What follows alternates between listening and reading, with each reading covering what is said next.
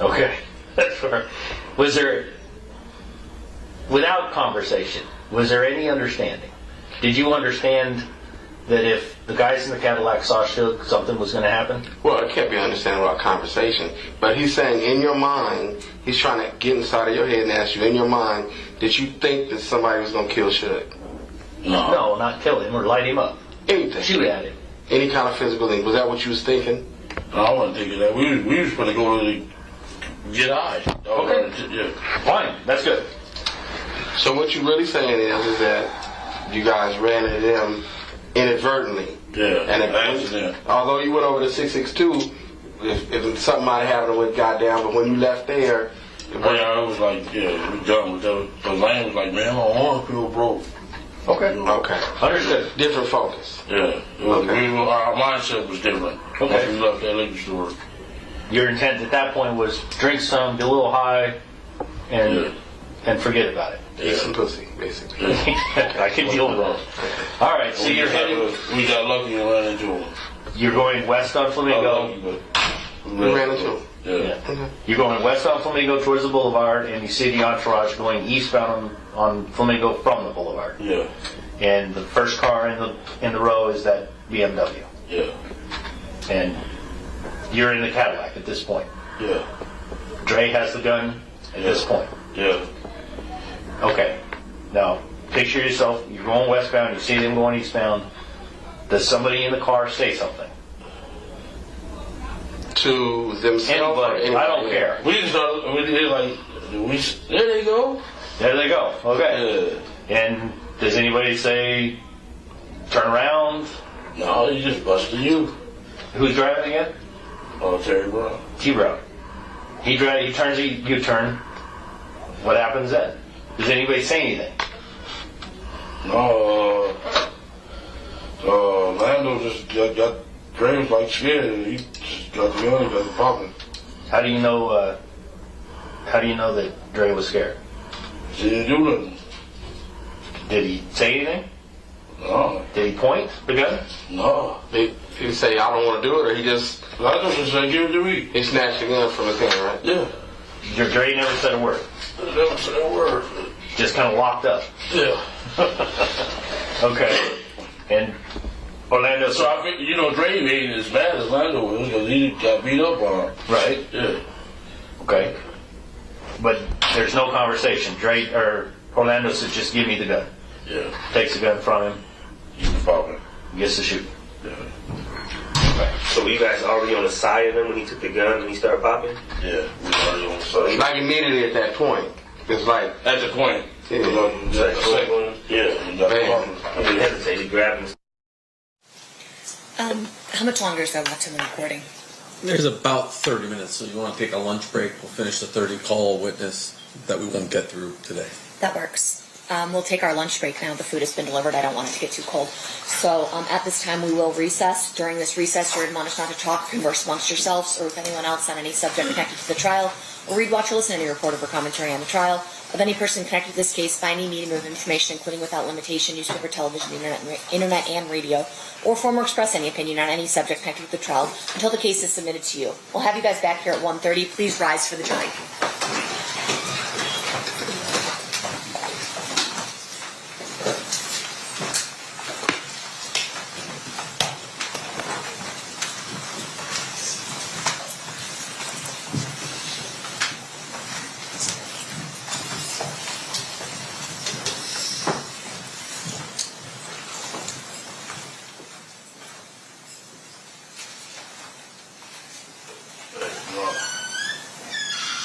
Hang on one sec. For the record, the jury... Maybe it's accident? Okay, yes. What's up? They keep giving out my address. They broke in my house, vandalized my house, vandalized my wife's car. You know what I'm saying? Because they keep giving out our address. Now they gave out my sister's address. This stuff is wrong. I've heard it's going on both ways, that there's concerns both ways. They're wrong. I've admonished them to talk to their witnesses and anyone they can communicate about these issues, okay? So your attorney let me know what's going on. I get beat up by the cops. The guy attacked me in here, send you to prison. This is wrong, and it's mostly this guy. For the record, you're pointing Mr. Goodjar. Yeah, for the record, I think he's indicating he's upset I'm prosecuting him for murder. No, I'm not upset because you prosecute. You're endangering my family's life. Okay. State, again, like we talked about at the bench, you're going to stay in communication with your witnesses about not doing any of that. Goes both ways. Mr. Sanft, you'll talk to your client about not communicating with witnesses as well. Yes, ma'am. Okay, perfect. We'll be in recess. Thanks, everybody.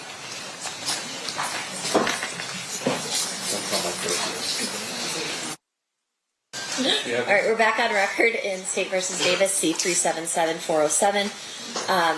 Anything we need to address before we bring the jury in? Not from the state. Timing-wise, we're going to finish off with the statement, and then you have a witness that you're going to get started but not finished, correct? Okay, sounds good. Let's bring in the jury. Randy?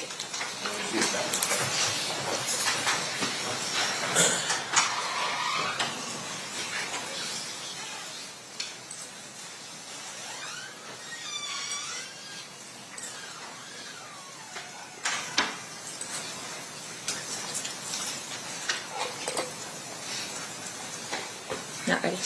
They're lining up right now. Okay. Judge, did the courthouse turn off the AC today, or? A little warm in here. Agree. It's always warm in the road, so I don't know. And we felt county bill to pay the power bill. I might think that's why.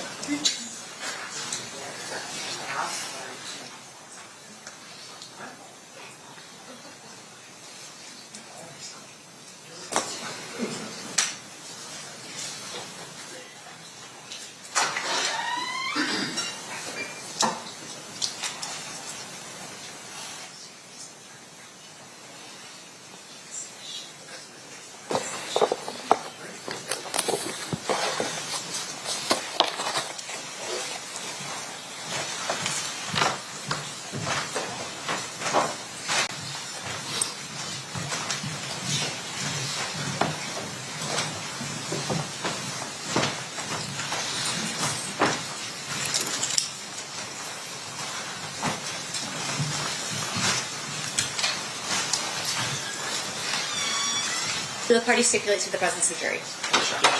All right, you may be seated. Welcome back, ladies and gentlemen. We are in the middle of two-thirds of the way through exhibit number 118. State, you may resume playing whenever you're ready. Thank you. Okay. So you said you didn't know that Orlando was going to shoot him, but he wasn't a planned shooter. I didn't know. There was no plan at that time. At all, period. It was a lucky coincidence. Yeah, we ran into him. Okay. It just happened, what you're saying. Yeah. Okay. All right. I don't know how to word this. You're doing good jobs.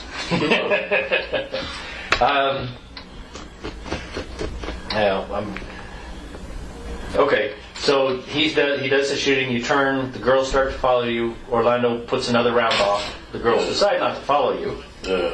and then you drive away and go to the carriage house. Is there any conversation before he splits from you, Orlando? Before he leaves you? He doesn't tell you at that time, I'm going to go... He told us after he got there. Okay. And I was like, man, we ran right into him at the park. I mean, that was a trip because they was right here and we was at the crosswalk in the middle of Las Vegas Boulevard. Like, damn. When you were walking back? Yeah, when we was walking back, the ambulance and Suge and Tupac to the back of the ambulance. Right by us. Like, we could have said hi. Did Suge see you? I don't know. Okay. Did he see you? Did he know it was you that was in the car when they did the shooting? I mean, he could have seen you. You could have seen me, yeah. You think he might have? I mean, it could be possible.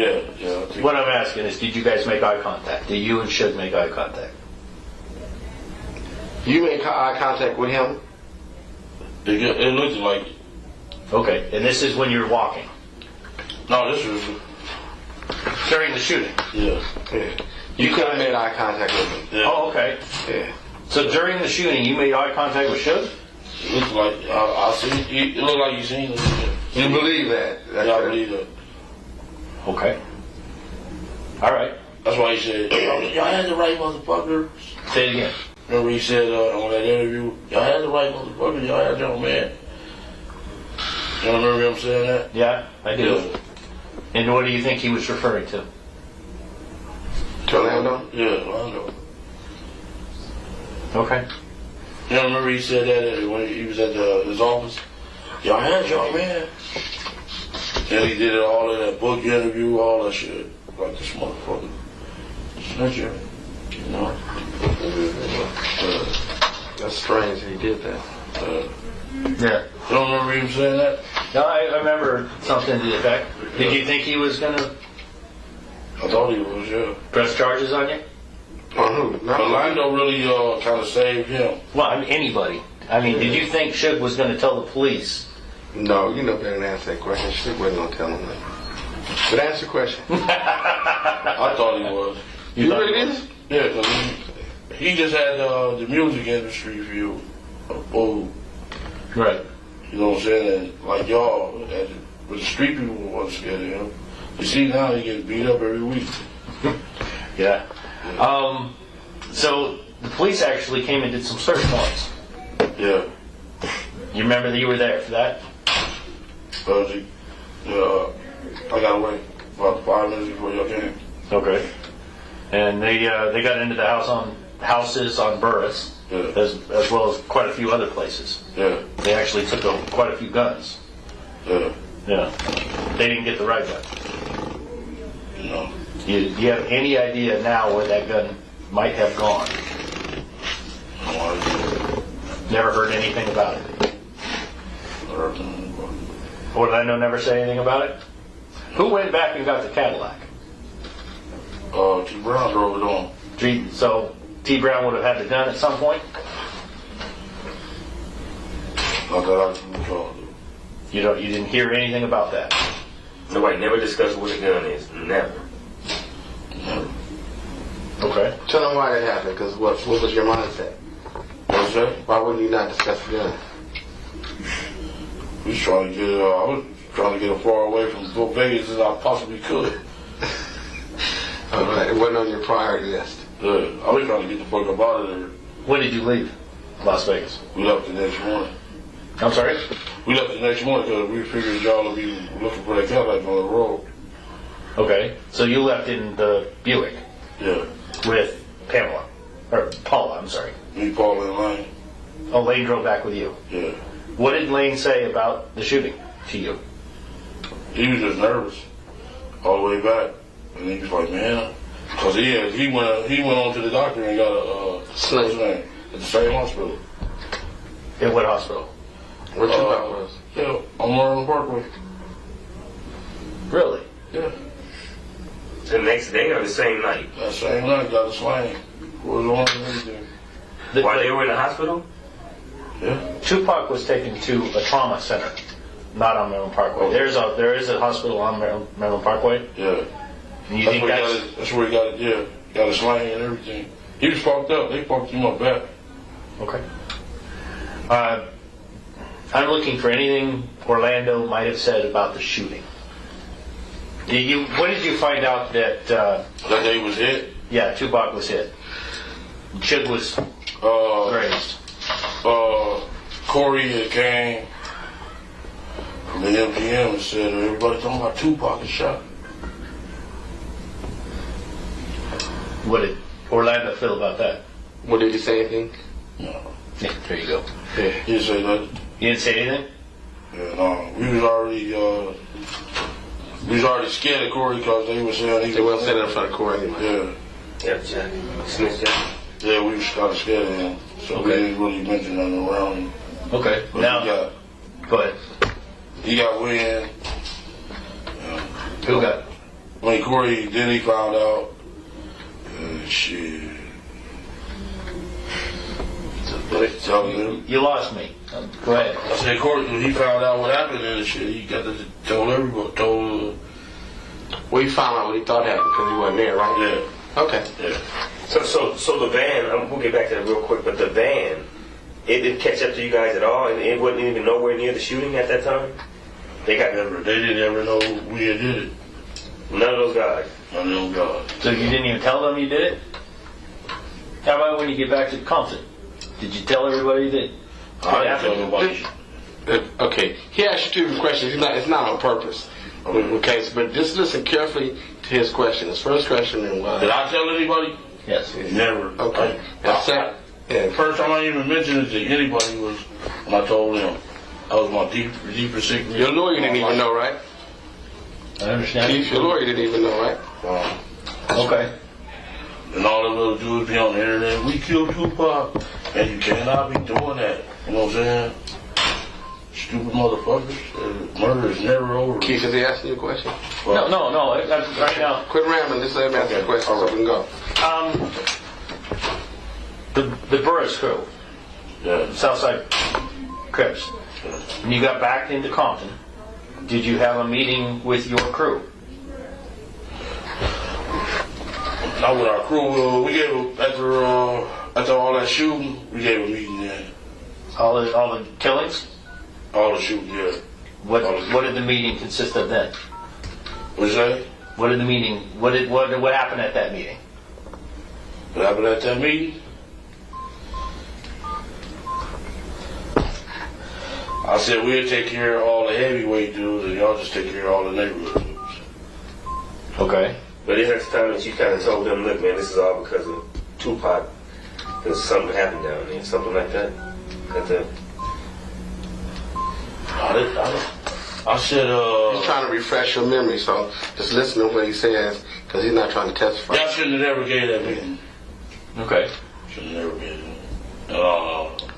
Yeah, the meeting and At the point that you have that meeting, it's a full-on war. yeah. A lot of people dying. People were scared, yeah. We only lost one person. That would be Bobby Spence. okay. But you the boss, so you trying to just have a meeting and tell everybody what's going on, watch your back, this is why A, B, C, and D is happening. Then you the boss. Yeah. Okay. What was said at the meeting? They said at the meeting, shit. I just told them be careful, y'all take care of all the gang members, the street level guys, and we'll handle the heavyweight guys. But isn't that the time that you told them kind of like alluded to the fact that somebody from South Side had done that, killed Tupac? I never told nobody that. Never said that. Because I know better than that. The first time I ever told somebody was y'all. I didn't tell my sisters. I didn't tell my brothers. I didn't tell nobody nothing. I don't know if Lando told anybody or nothing. But I never told nobody shit. Not like that. Did the Cadillac go anyplace? Did he go anyplace? Well, you said that Dre drove it back. No, T. Brown drove it back. Okay, T. Brown, I'm sorry. T. Brown drove it back to Los Angeles. Yeah. What? Did he go to a car wash? Yes. No, hell no. Nothing like that. No. You just turned it, he turned it back into the rent-a-car. Yeah. All right. He shot that thing. No, they gonna wash it when we go. They No gonna wash bullet it. holes, no body nothing. shop, no nothing. No nothing. None of that never happened. None of that happened. Were there any casings left inside that car? You know, No, he got that shit up out of there. T. Brown did. Yeah. When did he do that? Shit, before he left Las Vegas. You know where he did that? Was it there in the parking lot at the carriage house, or do you have any idea where he cleaned it up? I didn't go over there. I didn't go nowhere near that Cadillac. I understand that. But he didn't say anything about, I took care of it, I cleaned it out, anything like that. No. It don't work for you? I don't know. I didn't tell nobody nothing. So we took care of nobody. None of that shit. Never. That was my deepest secret in my life. That would cause problems. Yeah. I told them the first day. T. Brown's still alive? Yeah. Where's he at? Tell him. He over here in LA somewhere. be hanging out by the millennium, what's the name? You could arrest him? No. understand? I'm just looking for information. That's all. Okay.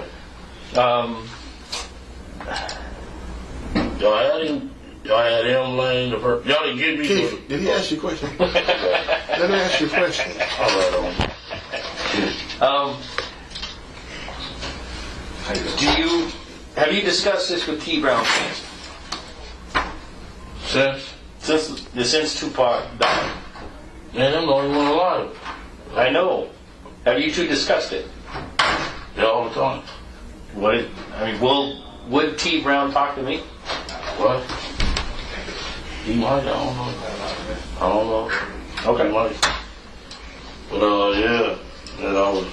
Do you think he stashed that gun? I'm just asking for your opinion at this point. Even that gun is an interesting thing. You know how many years I've been hunting that fucking thing? Yeah, it seems to be, it hasn't popped up. Tell him what you know about the gun, like where could it be, or if you have any idea who might have took it. Just think it off the top of your head. Someone come back and got it? Anything you can think of? I didn't go nowhere near that gun. I understand that. What I'm saying is, do you have an impression that anyone mentioned something about maybe they went back and got it, or someone took a special interest with it, so you might think, is there a particular person you think that went and took the gun? I don't know. That's T. Brown probably didn't know. You know. Is T. Brown the kind of person that would keep a gun like that because hell no. He got rid of it. You think he got rid of it? He would not keep it as a trophy or Hell nothing no. like that. Shit no. Not at all. I mean, that's... Me and him the only one we be talking about. We only do 2 dudes alive. Woo. He never said nothing about the gun though. Never. Yeah, that's what we're trying to figure out. Never. But we know who all told on us because we He got. didn't ask you that question. Okay. He asked a question about the gun, okay? Damn, Steve. Oh. Be here all day. Just, it's cool. You got as much time as you want, but... Okay, come on. Okay, go on. Answer the question. What's hold on? Corey hours. How many times do we... Can I just say something real quick? Sure. This is it. How many times do we got to talk about Corey? Okay. Okay, this is not, but just give to him whatever you want, but, he got a fixation on Corey. Every time we got to talk about any subject, you're bringing up Corey. Okay, so now get what you want. Okay, but I'm just saying, I'm tired of this Corey personal stuff. Okay. You're going, say what you're going to say. Man, that man didn't say nothing, man. When are you going to stop on the dude? You got a person, he just thinks, hates him and snitching, and I wouldn't care what you talk about, he going to bring up Corey's name. Leave the dude alone. He was jealous of Keefe from what I heard. Yeah. He didn't tell nobody, man. Yeah, just leave the dude alone, but go and answer. Okay, all right. Yeah. All right, I'm at this point, what I'd like to do is ask you about the rumors I've heard over the years. About him? About him. Oh, okay, yeah. That's where I'm going to go. Okay. Now, we need to take a break for a second so I can explain something to him. And not just tell you I don't have a problem with that. But Keith has a way of boasting. Keith, I can do this in front of him. Just answer the questions. Okay. Don't get into all that. All right. Okay. Now go and answer whatever you want. Puffy Combs. Does he play a role in this thing? Answer the question directly. Tell him what you think. Did he play a role in You this? don't hesitate to tell him. Yeah, I think he did. Okay. I heard he was. The rumor I heard was he was directly involved. Going back to money. Was he involved money-wise in this? We didn't get paid. Okay, you didn't get paid. Do you believe you paid somebody? Did somebody get paid for this?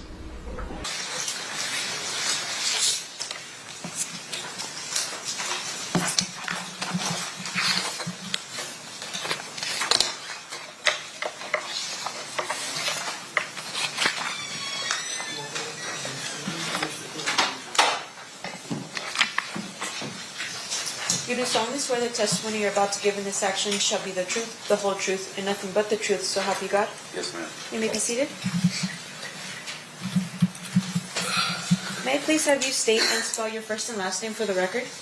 Leonard Jefferson, Leonardjefferson. Thank you, Mr. Jefferson. Mr. Paul, whenever you're ready, you may proceed. Thank you, Your Honor. Mr. Jefferson, on the weekend of September 7th, 1996, did you come out to Las Vegas? Yes, sir. And where were you coming from? Los Angeles. And why'd you come out to Vegas? I was coming to attend the Mike Tyson Bruce Seldon fight. Where were you staying? The Monte Carlo Hotel.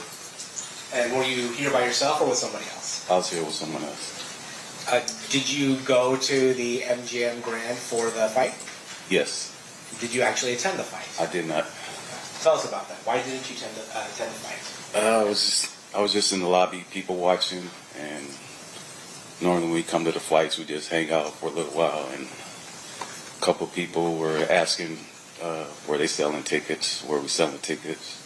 Turned them down, and then a couple, I remember were from Detroit, had they were matching green suit, and the guy offered us $2,500 each for our tickets, and we didn't pass it up, and we sold our tickets. I guess you didn't miss much, right? Only a minute 30-second fight. So. Yes, sir. And that's what we talked about on the way coming down. It might be another quick fight. Yeah. In the lobby area while you were watching people, did you see somebody relevant to this case? Yeah, I saw Tupac and his entourage come in. And then was that before the fight? Yes. How did you know that was Tupac and his entourage? I just recognized him. Just knew who he was. And had you had previous interactions with Mr. Shakur? Briefly, yes. Back in Los Angeles. Can you tell us about what those interactions were about? Back in those days, I used to sell cars, and a couple people that worked for Death Row Records, I sold them a couple of cars, and I delivered them to Can-Am Studios in the Valley. And I just happened to meet them, or they introduced me to them, and we talked about cars, and that was it. Nothing major. So let's go back to Las Vegas on September 7th, 1996. You sell your tickets for a pretty good amount. What do you do afterwards? Continue people watching. Then I guess once the fight started, people were still, hanging out, and we decided to go back across the street to our hotel, and we took our money and went to the crap tables. And by the hotel, you're talking about the Monte Carlo? Yes, sir.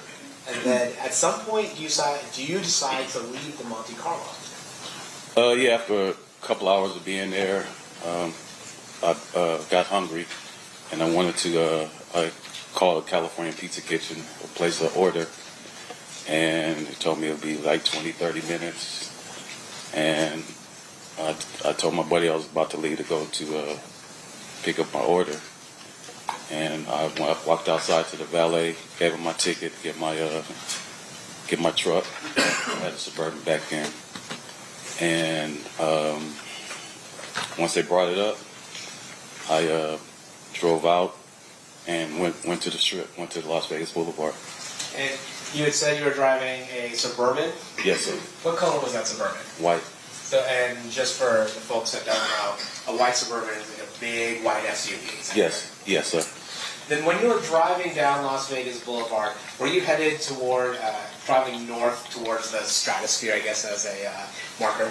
Yeah, I was headed north, yes. And while you were driving north on Las Vegas Boulevard, did you see anybody that you had met earlier? Yeah, I was stopped at a light, and a car rolled up. Well, really, the wheels really caught my attention, and then I looked up and I saw it was Tupac and Suge sitting in the car. Well, did you try to interact with Mr. Shakur or Mr. Knight?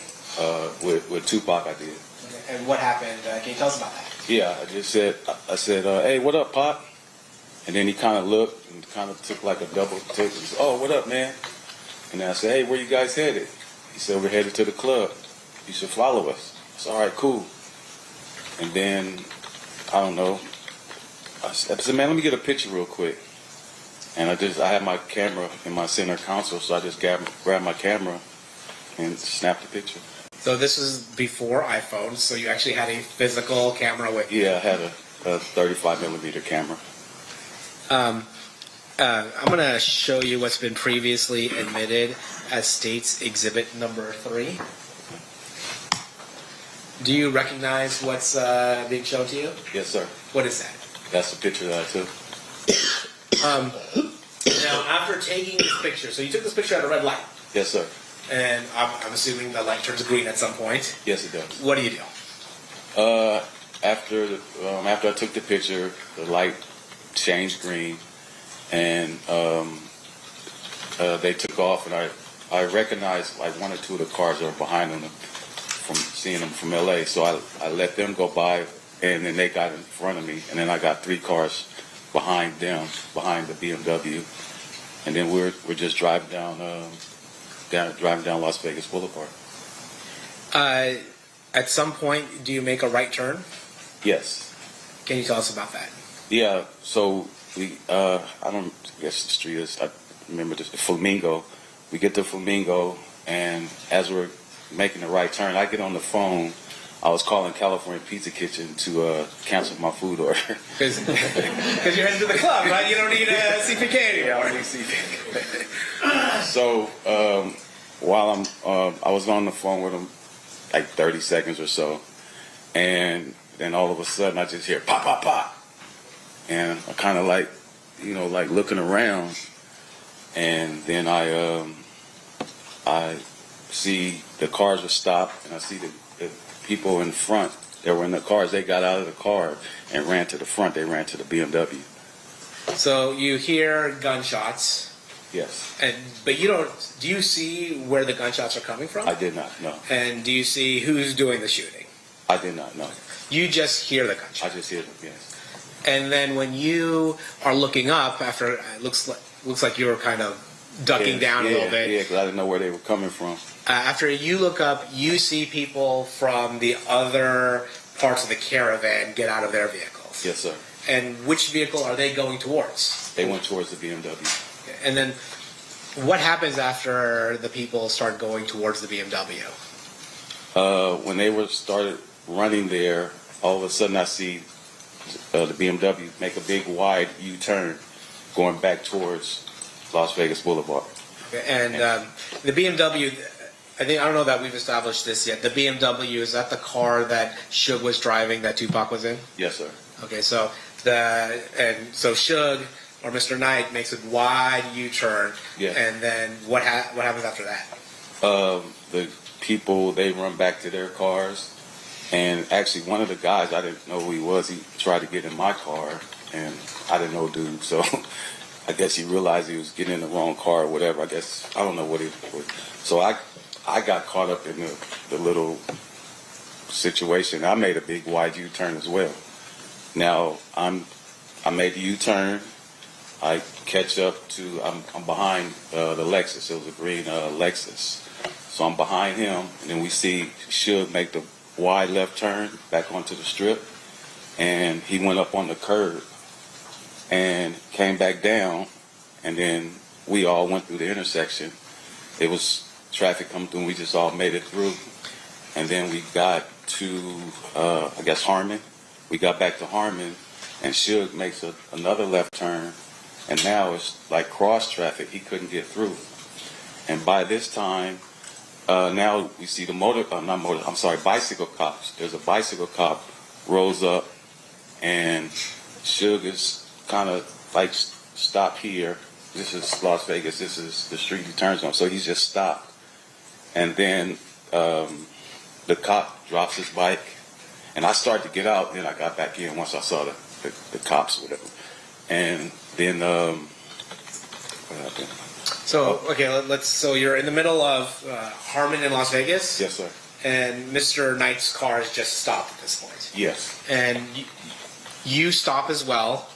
Yes. Are there any other cars that stop along with Mr. Knight's car? Yeah, I'm stopped behind the green Lexus. Okay, so I'm literally right behind him in the turning lane. So there's the BMW that Mr. Knight's driving. Yes. You have a green Lexus, and you have a white Suburban that you're aware of.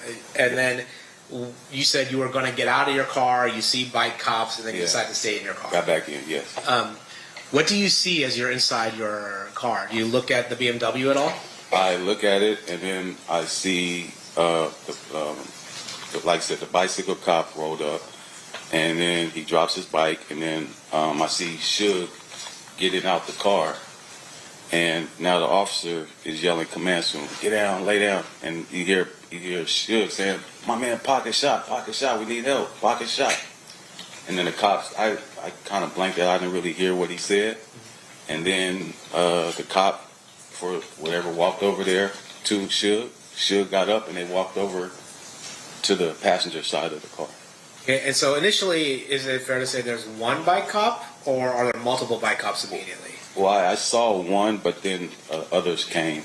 Okay, so one immediately. I saw one immediately. Okay, so the one immediately shows up, and then other bike cops show up afterwards. Yes, okay. sir. And then the one bike cop, he's the one that's talking to Mr. Knight, and then at some point do they go over to the passenger side and deal with Mr. Shakur? Yes. Can you tell us about that? Well, at that time, when that occurred, a police officer rolled up in a vehicle. He ran up and pulled a gun on me and ordered me out of the car. He opened my door and then threw me down, snatched me out of the car and threw me down on the ground. Now I'm like prone down on the ground. I'm in the direction I'm facing. I could see what's going on with the with the police and shit. Did the officer give you an explanation as to why he was treating you in such a manner? Yeah, I said, hey, what's going on? He said, we have witnesses saying that you were part of their entourage. Okay. And at that point, when you're prone and looking at what's going on at the BMW, what do you do? I see that they were kind of like struggling with the door. They get the door open, and then they pull Tupac out of the car. And were you able to observe Mr. Shakur? Not really. I saw the movement, but I didn't see what happened after he got out the car. All right. So what happens after that? The cop is, he sits me up now. He's asked me for my ID, where I'm from, what am I doing here, where am I staying, and he's writing down the information. The other is I don't know if it was his partner or just another cop was searching my Suburban, looking at whatever they do. Yeah.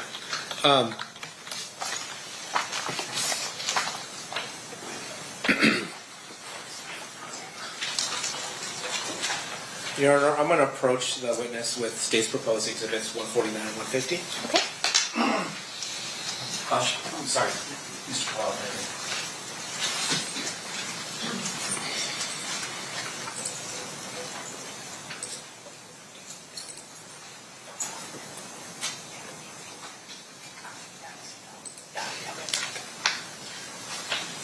I'm going to show you State's Exhibit 150. Do you recognize the people in State's 150?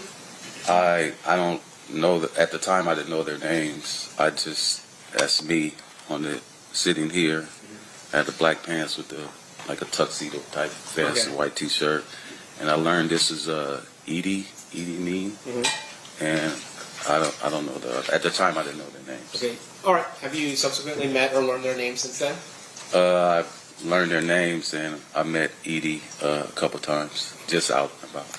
I'm going to show you what's been marked as State's Exhibit 149. Since that night, have you learned who these people's names are? Yes. And does this accurately reflect who their names are? It says their names. I can't say if it's them or not, but yes. Okay. I'm going to move State's 149, 150 to evidence. Any objection? Well, my move.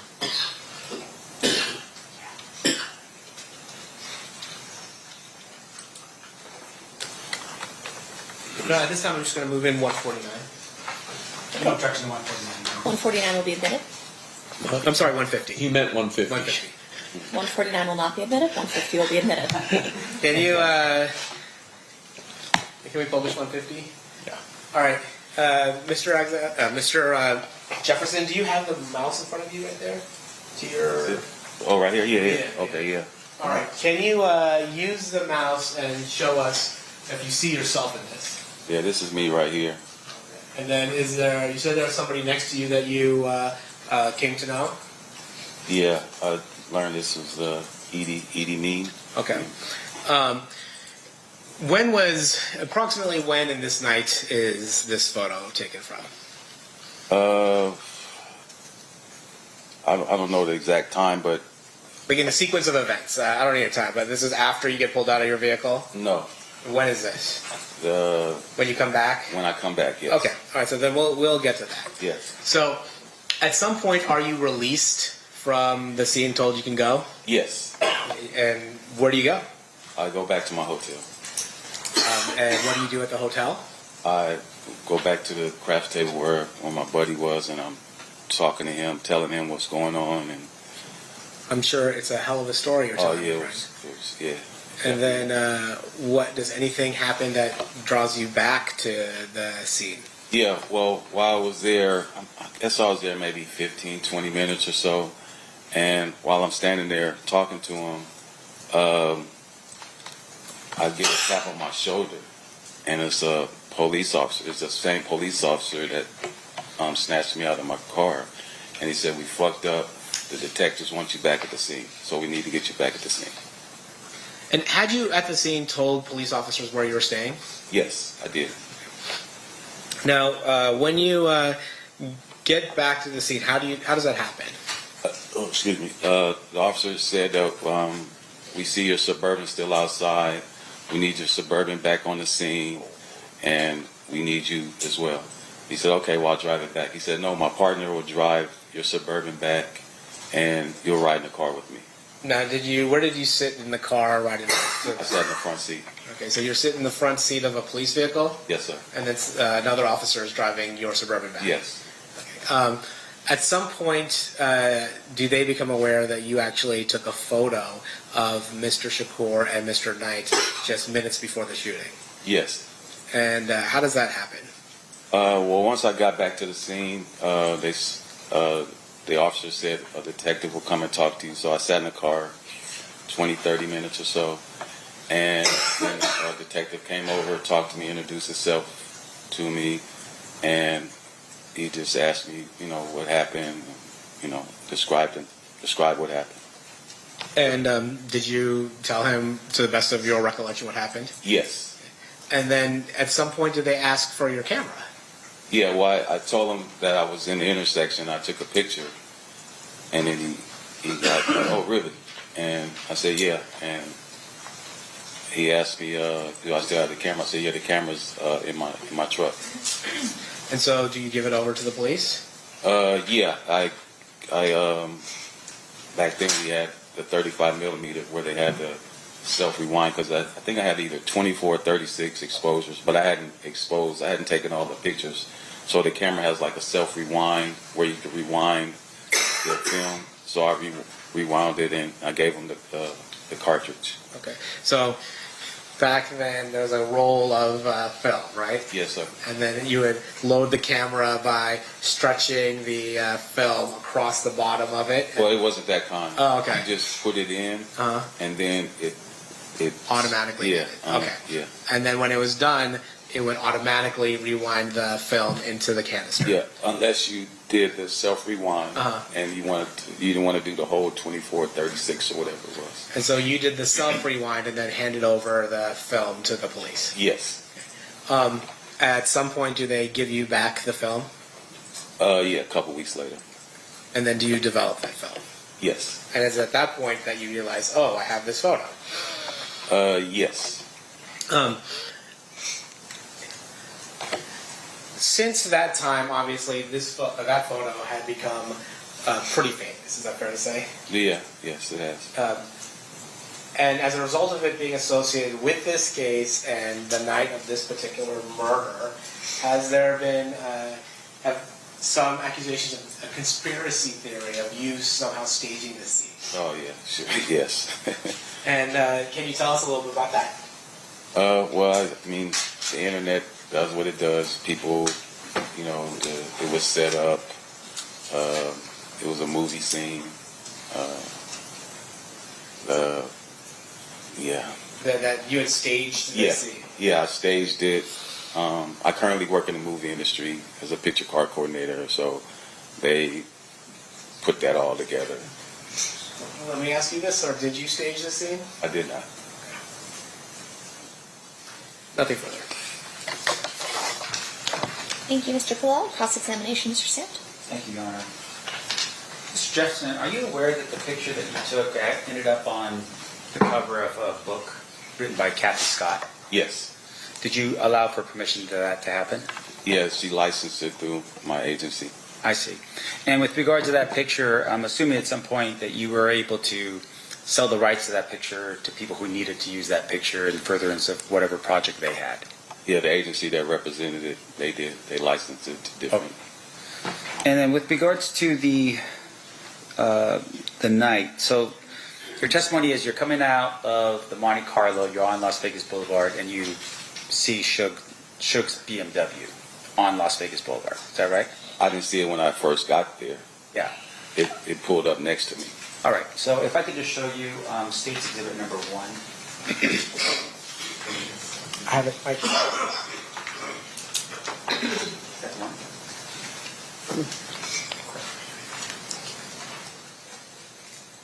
Okay, I'm going to show you what's been marked and admitted as State's Exhibit number 1 first. And I'm assuming you're not from Las Vegas. No, sir. All right. So this, you just tell me if you can recognize this from this aerial view what we're looking at here with State's Exhibit number 1. I mean, based on what it says, MGM, Carriage House, Harmon, Cobalt, Flamingo. Right. In terms of where the Monte Carlo is or was at the time when you were there, can you point out on this map where it would have been? Is this Las Vegas Boulevard right here? So if you take that cursor. Oh, you know what? That doesn't work. Oh yeah, it's not working right now. If you could do me a favor. Where it says MGM Grand, is that the Las Vegas Boulevard? Yes, but if you could just get up, sir, you could point to the screen up there if you want to get up. Yeah. Okay. Absolutely. All right. So is this Las Vegas Boulevard? Yes, sir. Well, how does Harmon over there?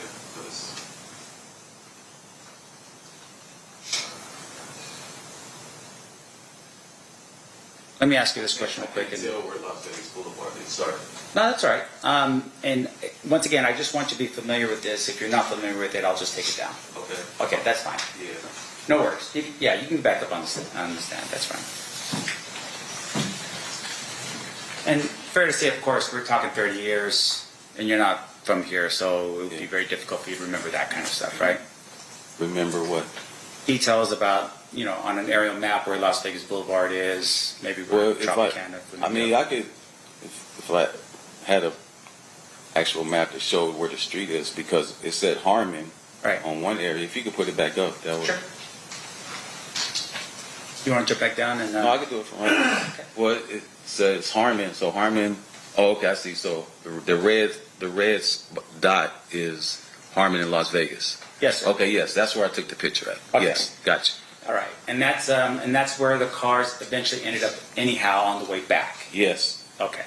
Now we see on State's Exhibit number 1, you have this Flamingo and this right here. Yes. Any reason to dispute that that's Flamingo? No.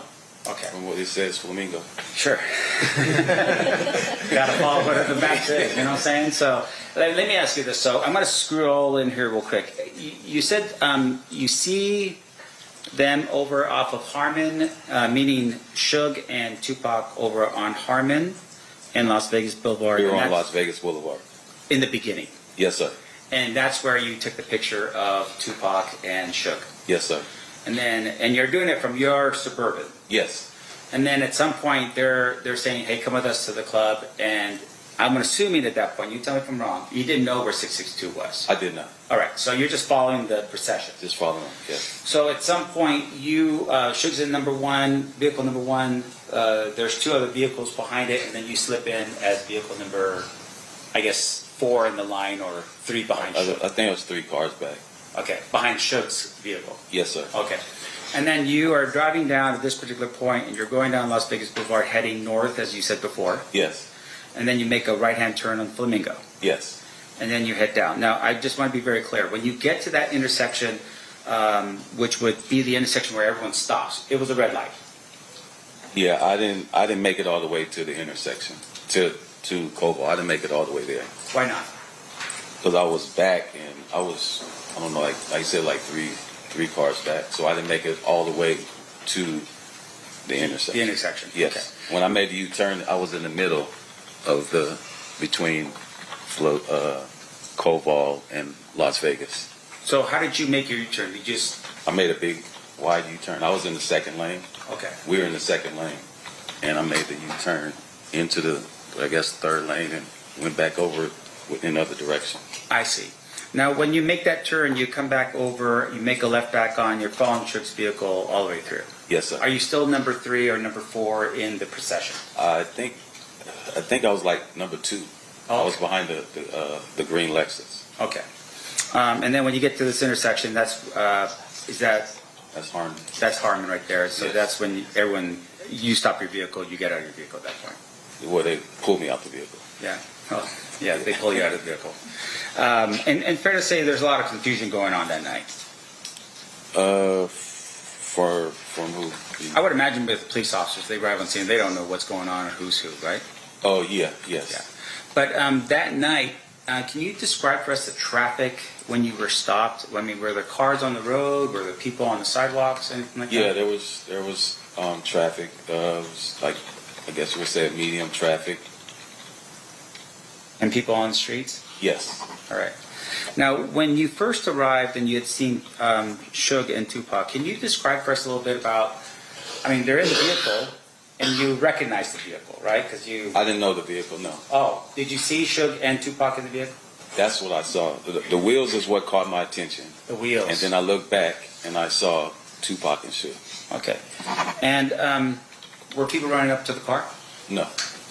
And so when you ran up, Tupac, was he hanging out of the window? Was he sitting in his chair? He was sitting in his seat. Okay.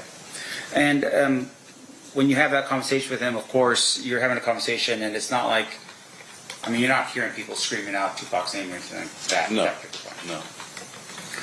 Now, in addition to that, you said that that when you were summoned back to the area by the police, they told you to take your vehicle and actually put it back into the area No. that it was before? No. No. They just drive over to the area in your suburban. Yeah, the officer drove it back. I see. He didn't put it back where it was. Do you know any reason why they would have just driven your vehicle back? They did drive it back. I know, but why did they? You know? Oh, no, I don't know. Okay. I don't know. And when you were there, you had made mention that your film was taken. You had given your film over to Metro. To the detective. And when you got it back, it still was not developed. It was in strips. Ah, I see. So they had developed it. They and was- developed it, yes. Gotcha. So what you had was the negative, Yes, sir. and then you printed from the negative. I took it to a photo, a 1 hour photo, and they developed it. Okay. Sir, I have no further questions. Thank you. Anything further, Mr. Paul? Nope. Ladies and gentlemen of the jury, any questions for this witness? Okay, we have one.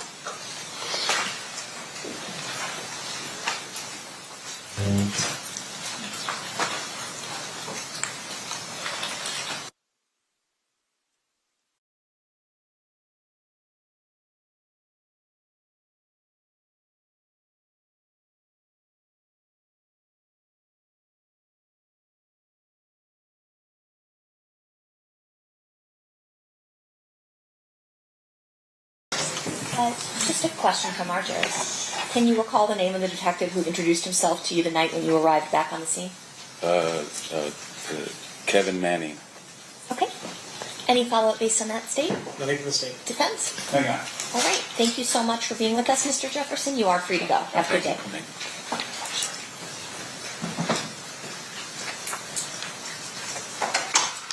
State, who's your next witness? Mario Diaz. Mario Diaz. Yes.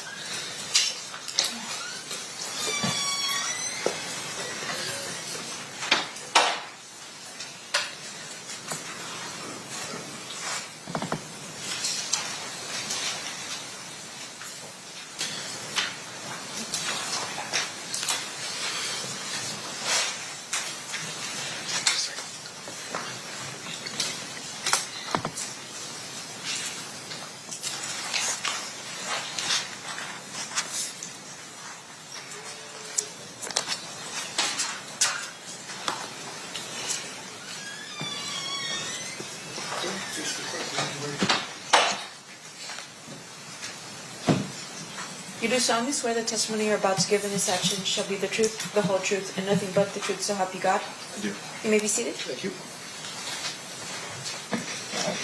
You may proceed, Mr. Johnson. Sorry, may I please have you state and spell your first and last name for the record? Do you want me to stand up? He's standing when he does that part. Sorry. Go ahead. Mario Diaz. And may I have you spell it? Oh, Mario. D-I-A-Z. D as in David, I-A-Z. Thank you. Thank you, Mr. Diaz. Now your turn, Mr. Johnson. Thank you. Mr. Diaz, what do you do for a living? I'm a filmmaker. I direct documentaries, and I'm also a showrunner for documentaries and documentary series. What does a showrunner mean? I'm basically the person in charge of all of the creative.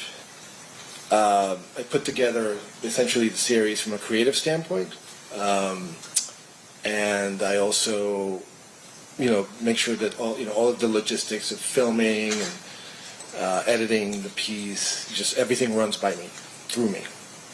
At some point, are you contacted by a company to create a documentary related to Death Row Records and the story of its rise and its ultimate fall? Yes. As I remember, my agent at the time called me and told me that there was an opening for a job directing a 6-part series about Death Row Records for a company called E1. Actually, technically, it was for Creature Films, which is a subsidiary of E1. And so I went and interviewed for it, I think, a couple of times, and I got it. Prior to you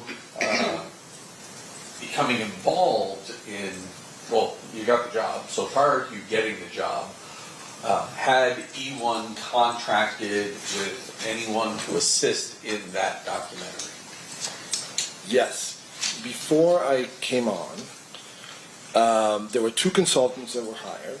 Greg Kading, who was a former LAPD detective, and Mike Dorsey, who is also a documentarian, who has been following this case for a while. The defendant was also on board, I was told, and so was Suge Knight. They had agreed to participate. And you kind of motioned in this direction. Do you know the defendant, Duane Davis? Yes. And do you recognize him here in court? Yes. Can you, I don't make you go through all this. Is it this gentleman right here? Yes. May the record reflect the identification of the defendant, Judge? Yes. Let me ask you this. Once you actually took over the job, did you learn whether or not the defendant was being compensated for his role in participating in this documentary? I was made aware that he was being paid, yes. And ultimately, at the end of the day, who's the person who finally provided him the money?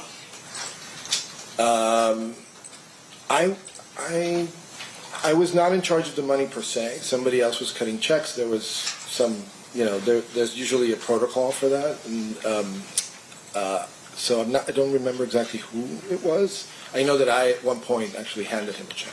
That was my question. Yes, yeah. You're the one. Somebody gave it to me, and I made that handoff. I know it's been some years now.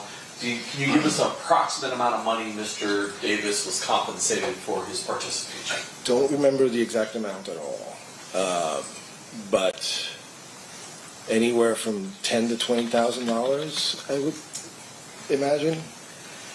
And for that compensation, did you conduct interviews on camera with Mr. Davis? Yes. And how many formal interviews did you conduct with Mr. Davis?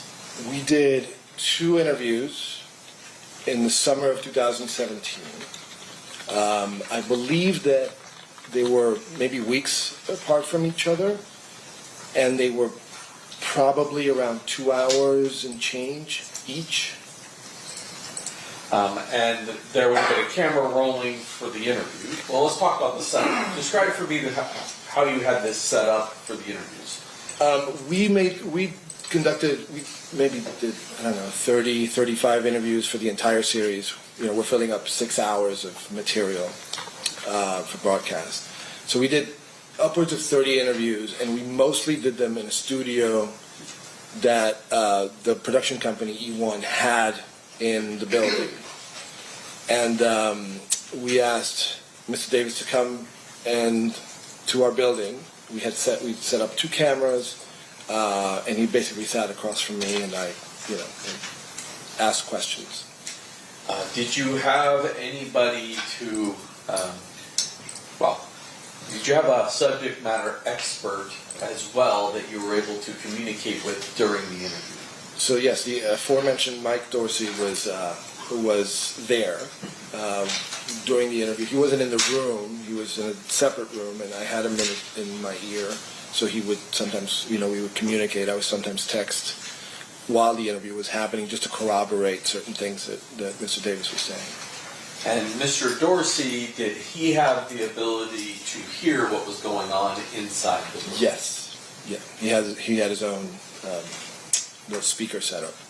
And did you subsequently learn that he had recordings of his own recordings of your interviews that were audio only?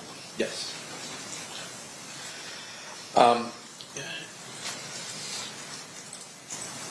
At some point, you wind up making this documentary. Is that fair? Yeah. Now, to promote this documentary, let me ask you this. Do you know what a sizzle reel is? Correct. Yes. What is a sizzle reel? Well, a sizzle reel is traditionally used we put together like a little trailer of sorts with existing materials about whatever the subject matter is. And that sizzle reel is used to entice buyers to essentially pay for the production of the series or whatever it may be, documentary, one-off. So in this case, there was a sizzle reel made. And did that sizzle reel get made prior to your involvement?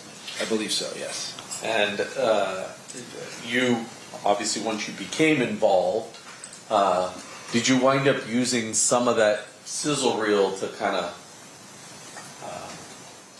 promote each episode of the Death Row? I don't remember that we did that. It was only used for it was used by the producers to drum up interest in the series. Last night, did you meet with me? I did. And did you watch the sizzle reel? Yes. Judge, I have the sizzle reel marked as State Proposed Exhibit 120. I would offer it at this point. Any objection, Mr. Sanft? No objection, Your Honor. It'll be admitted. You can switch it on to me.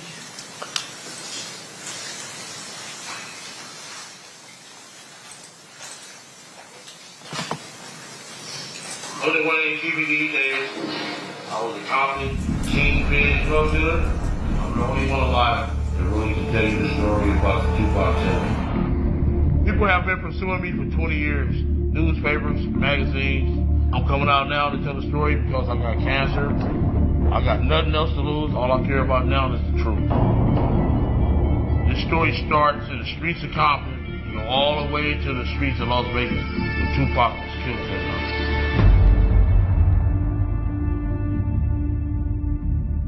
All the people that was in Vegas that weekend, it's like a curse. Mostly everybody was dead or got life in prison. It was a crazy night, and I was a witness to everything that happened. And it will surprise you, the truth I got to tell you. It's a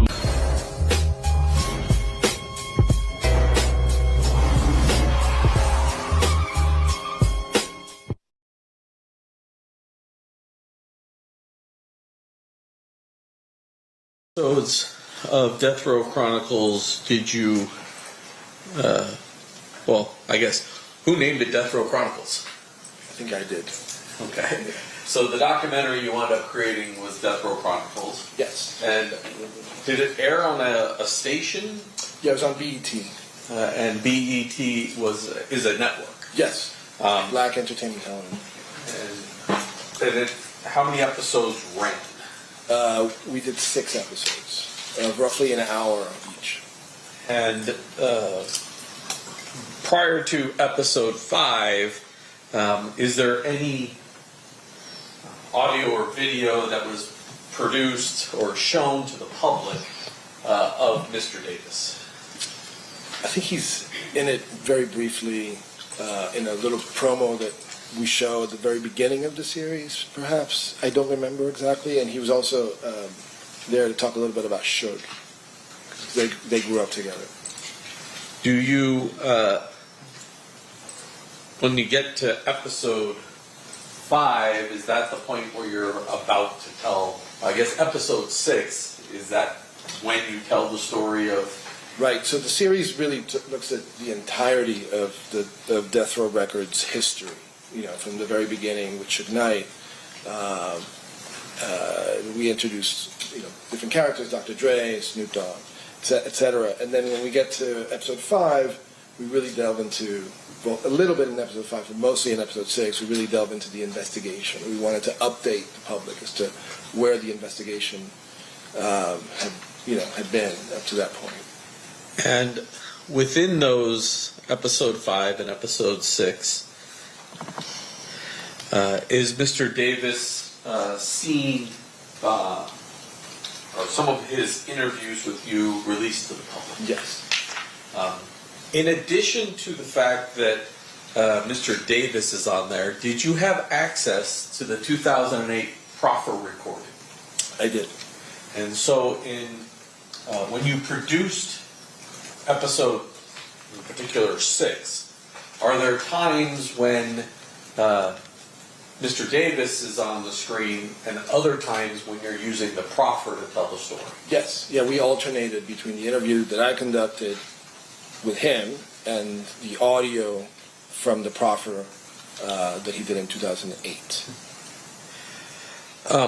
Judge, I have marked as State's Proposed Exhibit number 123 just the clips that involve Mr. Davis, either face or voice, from episodes 5 and episode 6. Okay. I'd offer those at this time.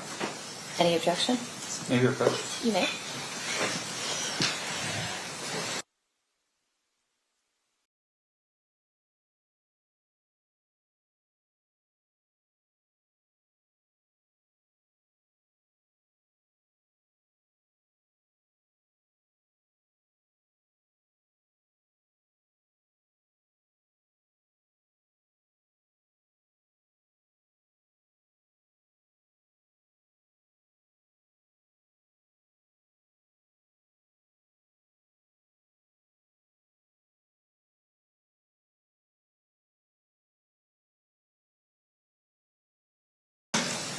All right, so pursuant to the conversations at the bench, there's no objection to the admission. It will be admitted. So I'm just going to go through these with you.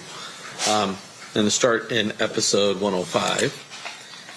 And you can see that generally at the bottom there's a timestamp there of when in the recording.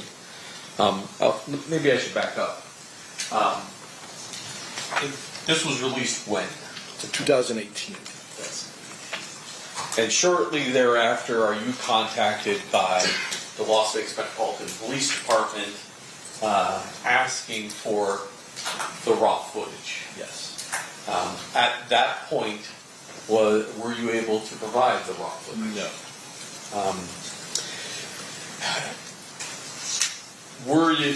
Did you become aware that that the Las Vegas Metropolitan Police Department was only provided what was publicly released in 2018? Objection, Your Honor. What's your response? I'll ask it a different way. Okay. What was the only thing BET was willing to give us? What was aired publicly. And so now I want to go through episode 5 and episode 6 with you. So the first one. Did you hear someone say words to the effect of, "Hey man, let's get out of here"? No. I seen pulling people off of me. That's all I seen. Orlando testified on Suge's behalf. Why'd he do that? He paid it off. Paid us off. He gave up $60,000 to say that he didn't do nothing. But it didn't work because the next day the judge said, "I can see him kick you in the head right fucking now."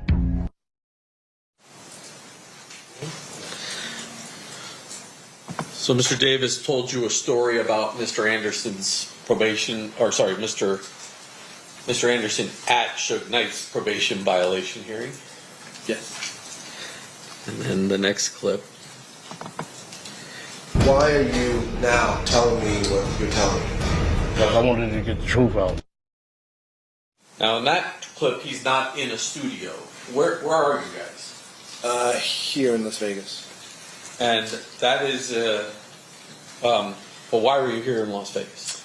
We thought it would be interesting to film him where the shooting occurred so that he could walk us through it at the actual site.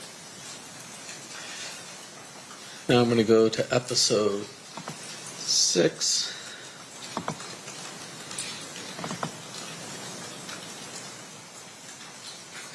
And I'm just going to go with these each in order. Man, I feel I can still go to jail with that, man. Because this is federal. So in this video, you can see Mr. Davis walking, but is that him actually speaking to you, or is that cut in from the 2008 proffer? I believe that's the 2000. Want me to play it again? Yes. I probably can tell that. Man, I feel I can still go to jail with that, man. Because this is federal. That's from the interview with me.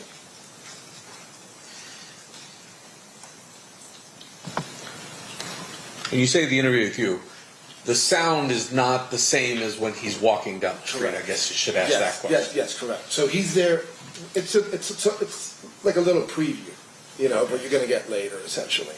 So we keep it's just his feet to create a sense of mystery.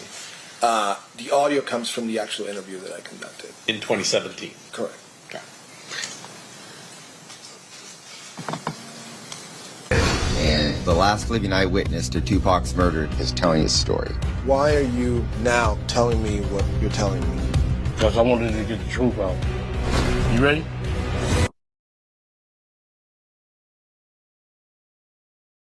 That's clearly in the studio, both with the two different backgrounds.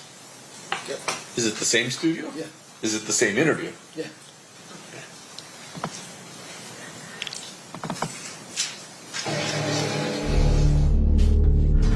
Okay, you ready?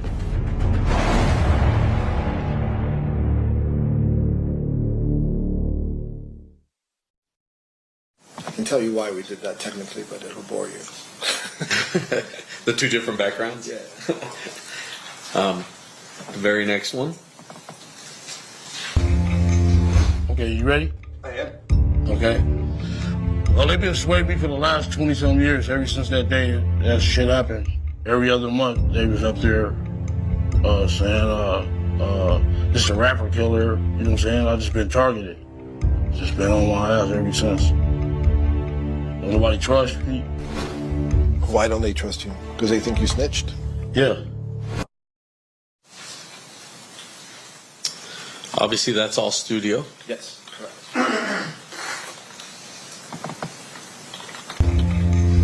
Okay, you ready? I am. Okay. Well, they've been swaying me for the last 20-some years, ever since that day that shit happened. Every other month, they was up there saying, this is a rapper killer, you know what I'm saying? I've just been targeted. Just been on my ass ever since. Don't nobody trust me. Why don't they trust you? Because they think you snitched? Yeah.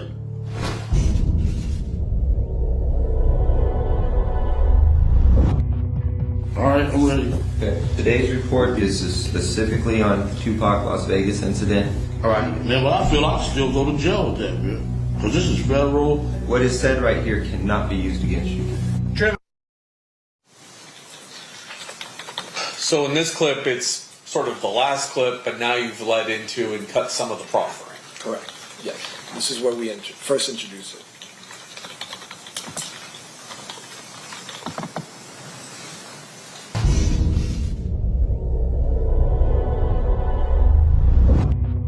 All right, I'm ready. Okay. Today's report is specifically on the Tupac Las Vegas incident. All right. Man, but I feel I can still go to jail with that, man. Because this is federal. What is said right here cannot be used against you. And so I'm getting the sense here that before commercial you kind of lead off, and with commercial you remind people what they just saw. Yes. Next one. Don't bullshit me, and I won't bullshit y'all. You know what I'm saying? That one's completely the Don't bullshit me, and I won't bullshit y'all. You know what I'm saying? That's the prophet. We tried to identify it up top so that people would know the difference. Okay, you guys are all at the MGM. You guys go to the fight. So lead us through it from there. We went to eat, and we was at the MGM at a restaurant. Some of my homeboys from East Coast Crips came in there and said, the Death Row dude, Suge, dude just jumped on your nephew. That's a combination of both. Correct. I forgot to ask this question. You said you were there. You said Mike Dorsey was there. You said Duane Davis was there. Is there any other person in that room as well? Mr. Davis brought his lawyer. You remember his name? Wayne Higgins. So he had a lawyer with him while doing this with you? Yes. And now I can't remember. It's this one. Went to the partner. Me and Zip was together. Zip, Eric Martin.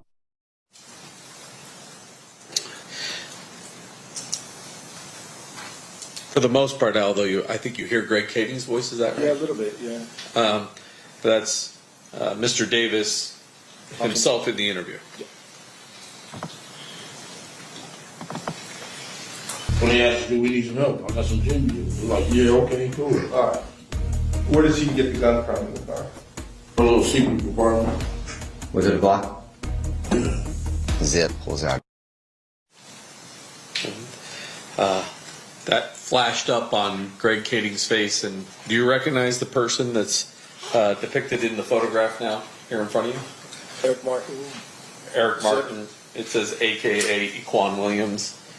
People refer to him in this case as Zip or Von Zip. Yeah.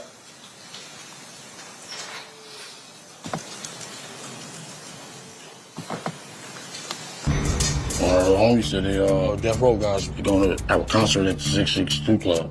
So we went to the 662 Club. I ran the door at the 662. I guess we caught a little bit of Mob James there. Oop.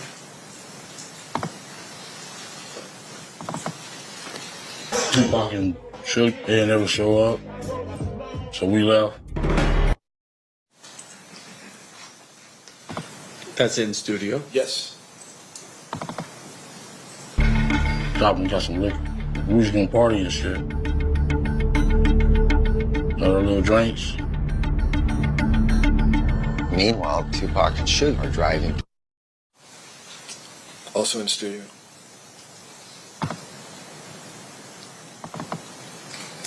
We came up Harlem and shit. Here he coming at BMW.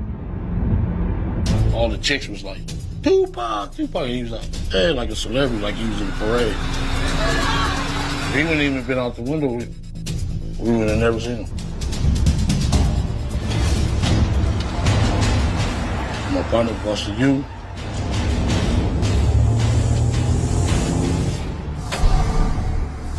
When we pulled up, I was in the front seat. Happened to see my friend, Suge. Suge looks over, he sees you. Yeah. He looks right at you.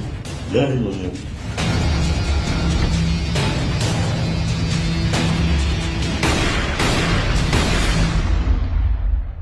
You said the shots came from the back. Big Dre, Orlando. Who shot Tupac? They keep it for the code of the streets. It just came from the back seat, bro.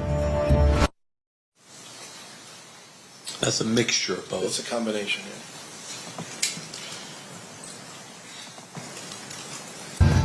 I mean, honestly, what's your concern revealing who shot Tupac? What's my concern? Yeah. I don't have no concern. I just won't be saying I'm no fucking rat. Studio interview. gave it to Dre. Dre was like, no. And Lane's like, you. Obviously the proffer. Yes. I think we only got a few more left down here. Went in the back, it's a hotel called the Carriage House. Got up out of the car. I think that's the studio interview. Yeah, you have some graphics going on, but that's him in the studio speaking. Correct. They pulled up in the ambulance while we was standing right there. That shit was funny as a motherfucker. That's the proffer. And then the last one. And his impression is that this guy had it coming. I'm here, Cobalt, Flamingo, and this was the spot that changed my life forever. September 7th, 1996, the night of the Mike Tyson fight, Tupac jumped on my nephew. The shit went down.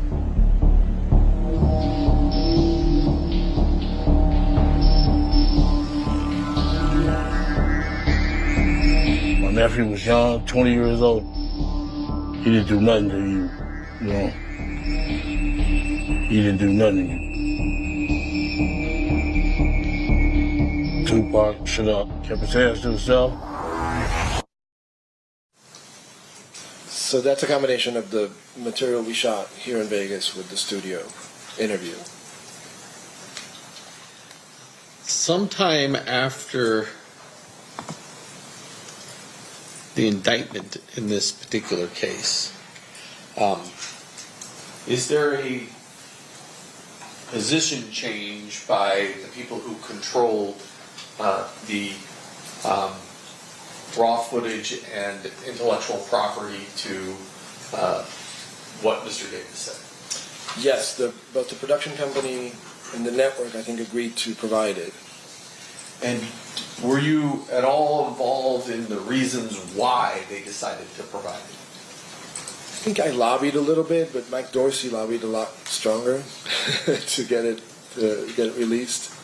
Was there any particular position that Mr. Davis was taken that caused you, Mike Dorsey, as well as the company to change their minds? Yeah, I mean, in general, we heard that he said that this was just for show, that he was getting paid, this was Hollywood, this was all just, show business. The term scripted came up as well. Was your show scripted at all? No, and I pride myself in making sure that my work meets the strictest journalistic standards. I did not coach him in any way. We had meetings where I generally, very brief meetings when he was in the office, where I generally told him sort of where I was going with my questioning, but there was no coaching, no coercion, nothing of the sort. It was nothing was predetermined. I never provided questions ahead of time either. And once you became involved, obviously there are other people you guys wind up interviewing that aren't Suge or Mr. Davis or Mr. Kading or Mr. Dorsey. Sure. And any of those people, were they compensated for their participation? They were not. So once you came on board, everybody else was uncompensated. Correct. Did there come a point in time where you were able to provide a transcript of the actual tapes that were the video tapes of your interviews of Mr. Davis? Yes. I was contacted by Detective Mogg, and is that his last name? Mogg? Yes. Suddenly had a, and we talked for a bit, and he took a statement, and I then provided the transcripts to him of both of the sit-down interviews.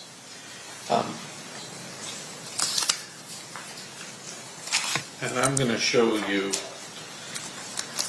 something just for identification purposes, but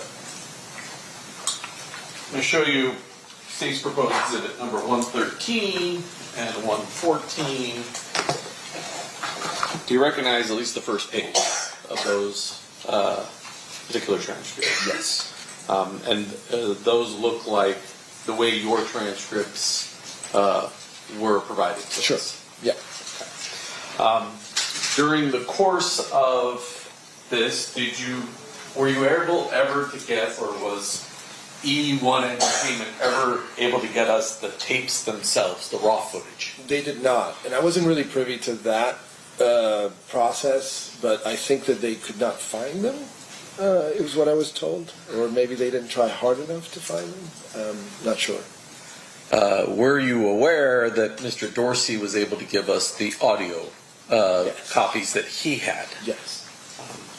And were you aware that there are small sections of the tape that are on the transcripts that aren't on his audio, but he also has things on his audio that weren't captured because the camera wasn't running? Correct. Yeah.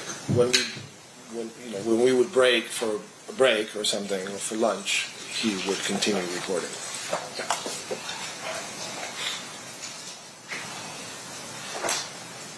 I passed the witness, Judge.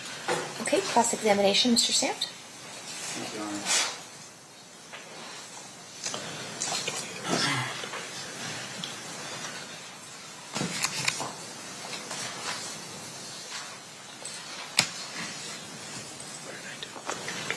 Mr. Diaz, good morning. Good morning. Have you ever testified in a criminal case before? First time. Congratulations. I would imagine it's a little bit of an experience for you. Let me ask you these questions real quick. So in terms of what you do for work, you are a producer or a director? I'm a showrunner is the technical term. I basically run the entire production. Right. And obviously when we say production, it's something that would be considered maybe geared towards entertainment value, right? Yes. Now, in your career as and is it considered Hollywood what you do? Not necessarily. No. Okay. Yeah. But in terms of what you do, for instance, have you ever had to take a deposition before? No. All right. And in terms of what we're looking at here on this particular night, you were the director and the producer of this particular project? Yeah. Okay. And you were working for, not Entertainment One, but for another company that was a subsidiary of Entertainment One? Creature Films. Okay, Creature Films. Now, your testimony to us is that, hey, I'm just there. Duane Davis shows up for the interview. Is that right? Yes. Who reached out to him from your company to do the interview? I'm not quite sure who did the initial reach out. Just want to make sure I'm clear here. In terms of your work was just only to ask the questions and sort of verify the information that you had prior to the interview with Mr. Davis? Yeah, I mean, generally speaking, yes. I was there to ask the questions, make sure I got the material in order to build the series. Right. And with what you were doing, though, obviously there would have been a team of people with you, right? Yes. Now, the series itself, there's an individual that's named in your series by the name of Greg Kading. Yes. Who was he? Well, I mentioned him earlier. He's a Los Angeles police detective, and he was a consultant on the project. Right, so his name is actually... A paid consultant. I'm sorry? A paid consultant. Right, so his name was one of the credits that was in the... when you do your credit Yeah, part. at the end, yes, sir. Now, in addition to that, you had mentioned a man by the name of Mike Dorsey. Correct. And Mike Dorsey was also somebody who was what exactly? A consultant. He was a consultant. Yes. And as far as you know, the two of them, Mike Dorsey and Greg Kading, helped to write a book. Yes. And what was the name of the book? Murder Rap. All right. Did you read that book? I did. Great.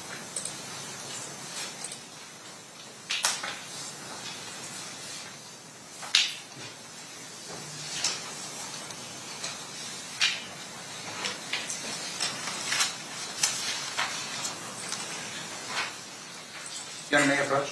Sure. Showing you what's been marked as proposed defense exhibit D as in David. Do you recognize this photograph? Mm-hmm. And what is that? Cover of the book. Okay, great. Your Honor, this time I'd like to move for the admission of defense exhibit D as in David. Any objection, State? No objection. So admit it.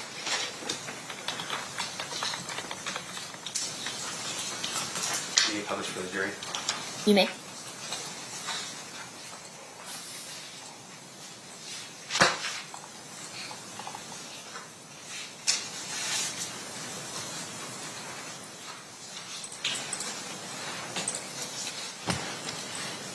That's the book, correct? Or at least the cover of the book. The cover, yeah. Right. And I appreciate you being specific about this. Now, fair to say though that the book was really sort of the core of what you were doing in terms of the information you'd received, right? So we had both Kading and Dorsey as consultants, but I also interviewed other authors who also wrote books, and I read those books as well. So Great. It wasn't, in other words, this was not my only source. Okay. And so can you tell us who your other sources were that you read to help you with your document? I think there's a book, it was the first one I read called Original Gangsters, which was written by Ben Westhoff, I believe. And then there was another book, and I'm not going to remember the title, by a woman called Cassie. Yeah, I don't remember exactly. Okay. A very seminal book about.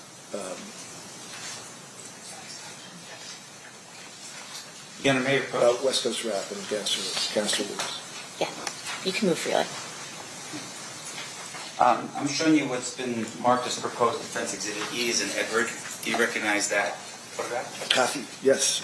Okay. Yes. And is that a picture of the cover of the book by Kathy Scott you just referred to? It looks like it. I don't remember what the cover looks like, but Sure. yes. Seems accurate enough. Okay. Your Honor, I'd like to move for the admission of defense exhibit E as in Edward. Any objection, State? What was that? No objection. Okay, so admit it. Sorry, I just didn't hear.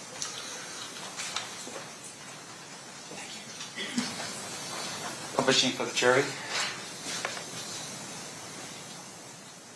Is that the picture, or is that the book? What other books did you review prior to your documentary? Those are the only three I remember. Okay. Now, fair to say, of course, you're in the business of drawing people to your work, right? You want people to purchase your work, view your work. Is that right? Sure. Yeah. Okay. Now, in terms I'm of... not in the. Sorry, can I amend that? I'm not in the business of drawing people to my work. I'm in the business of creating compelling television or television programming or films. Okay, so your... It's a different standard. Can you explain to me what the difference in standards are? I don't do. Okay, so the best distinction I can draw is like I don't necessarily do reality television, where it's just it's somewhat manufactured, it's bombastic, it's anything goes. I make documentaries which are traditionally based in journalism. I'm out there trying to get to the truth of something. And that truth, I believe, is compelling enough to draw an audience. So in terms of the direction that you have in with the project, in this particular case, there was a direction, right? The direction was we're here to document the rise and fall of the death row record label, right? Absolutely. And in terms of how Mr. Davis would fit into the idea behind it is that it's with the death of Tupac Shakur and the shooting of Marion Suge. Yes. Okay. Now, in terms of what you were doing, though, fair to say that you had a direction. This is where you wanted to go with the project, right? It's an important element of the story, but right. It's not my final destination. My final destination is revealing the entire story of Death Row Records, which includes this unfortunate chapter. Sure. And you want to be accurate about what you're presenting in your presentation. Yeah, to the best of my ability. Right. And so in this case, you turn to Greg Kading and this other person, I'm sorry, what was his name again? Mike Dorsey. Mike Dorsey, for their verification of what was accurate and what was not, right? Yes. Now, do you recall a person by the name of Tara Long? Yes. Who's Tara?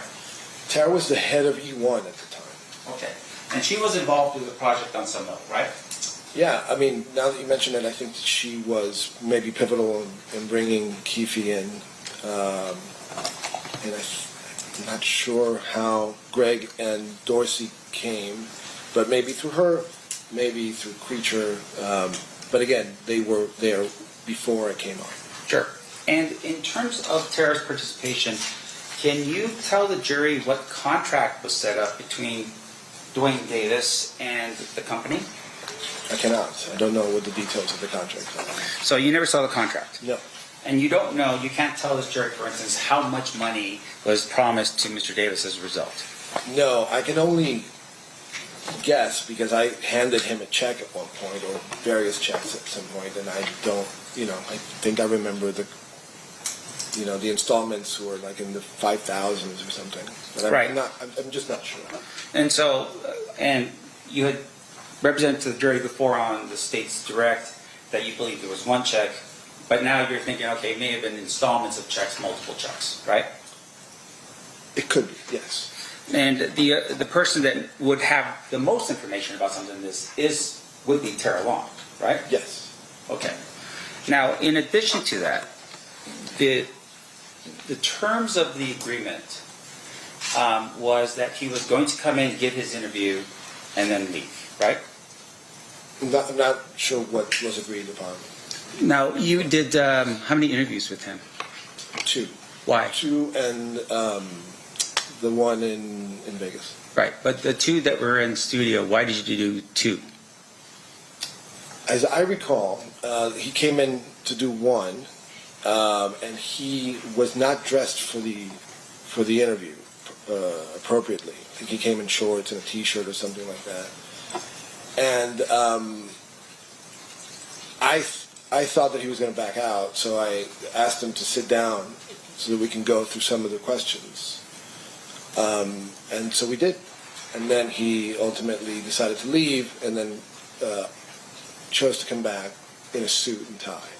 And that's actually the interview that you see the most. I see. So what he came back in is what was basically requested of him to do, is to dress a little bit better than what he dressed that day? Yeah, although I think that was his idea to dress better. Now, in terms of the first interview, do you have a recording of that? I don't have a recording. I have a transcript. Okay. Is that the transcript that was referred to earlier? Is that a yes? Yes, sorry. Now, that's all right. And now, in terms of your recollection, is the next day you come back and you have the interview with Mr. Davis, the one that we're seeing snippets of right now? I'm not sure if it was the next day, but it was sometime after.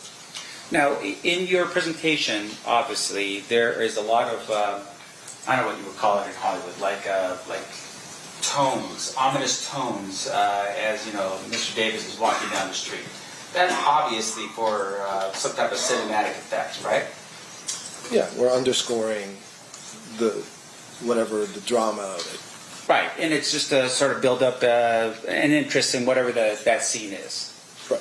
Okay, so the view of Mr. Davis walking, can you tell us where he was walking and why he was walking in the direction that he was being filmed? The one in Vegas, you mean? Yeah. He says it on the clip. He was at Koval and Flamingo, and he was there to kind of walk us through what happened that night. Okay. In terms of walking us through, for instance, do you film him being exactly in the lane, pointing to the other lane and saying, this is the lane where this happened, this is the lane where the women were, or anything like that? Do you have that? Don't remember exactly. So he's standing on the corner of Koval and Flamingo on some corner and saying, this is where my life changed. Yes. Something like that, yes, right? Correct. But in terms of specifics of where it was that everyone was located on the street, did you film him pointing to exactly where this was, exactly where that was, here I was there? I think we did. Okay, and that would be in... I don't have that. I don't think we have that transcript. Okay, and once again, you don't have the transcript, you think you did, but as you're sitting here right now for this jury, you can't show that, right? I can't show it, and I'm not entirely certain. But I would think that if I brought him there, it would be more than just to appear on camera for 30 seconds and say my life has changed. Sure. And I do recall being there for much longer than that. Okay. And once again, it should be captured on film somewhere, if it's from you guys. Okay, but it's not here today. No. Now, in addition to that, your testimony is that you had, there were parts of the video that shows like, I guess there was like a proffer version. You said there was a proffer and there was a guy with a beard. Is that in the proffer? There was a guy with a beard? Yeah, there was. I saw a snippet and there was just a glance, but it was a guy with a beard and you said it was the proffer. Is it just the audio recording with the backdrop of some guy with a beard? So what we did was we had the proffer audio. We had the interview that I conducted in the studio, and then we had some recreations where we brought an actor and some actors to kind of recreate the setting of the proffer. And in that, Greg Kading appears. He's visibly in the room, listening to the actor who's playing Mr. Davis. Oh, I see. So it was just a reenactment, dramatization. Correct. Okay. Now, when you're setting that up and that's happening, that's Greg Kading's direction, right? Direction? Meaning that he's telling you, here's how everything was, or this is how the room looked, or something along those lines. To some degree, yeah. Okay. Yeah. Now, there were some camera considerations there too. And Greg Kading was being paid for his work? Was. Now, he also, at some point, shares with you, I would assume, and you tell me if I'm wrong, that there was a proffer, and the proffer was done in 2008. Yes. Now, your project was when again? I'm sorry. Say that again? When was your project? When was 2017 is when we filmed. 2018 is when it aired. Okay. And you're hearing this from Greg Kading, and you understood, I would imagine, based upon the proffer, that there was an agreement that, hey, he's going to give information, and on that information, he was not going to be prosecuted, right? Yes. Was there some condition that would, if there was a violation of that condition, would then cause the proffer to be made public? Objection 1 calls for speculation. 2, legal conclusion. The court's already ruled on the admissibility of the proffer. What's your response? It's, well, let me rephrase the question, Judge. Okay, so I'll sustain the objection and you'll rephrase. Let me ask you this. So, in terms of your interview, is that a yes? No, I'm listening. I know, but once again, when you say I just have to make sure it's clear for the record. I'm just listening to the question, so it's not a yes. Okay. In terms of your recollection, was there a reason why, in your recollection, Mr. Davis could give his information to you? Why he could? Objection calls for a legal conclusion. There's no legal. Why he could? Are you just asking if he told him, or? Yes. Okay, if you want to rephrase a little bit. Did Mr. Davis, did you ever find out as to why Mr. Davis gave this interview to you in 2017? Objection speculation. Sustained. Did you at any point during the time period ever know if Mr. Davis had violated the terms of his property? Objection. New approach.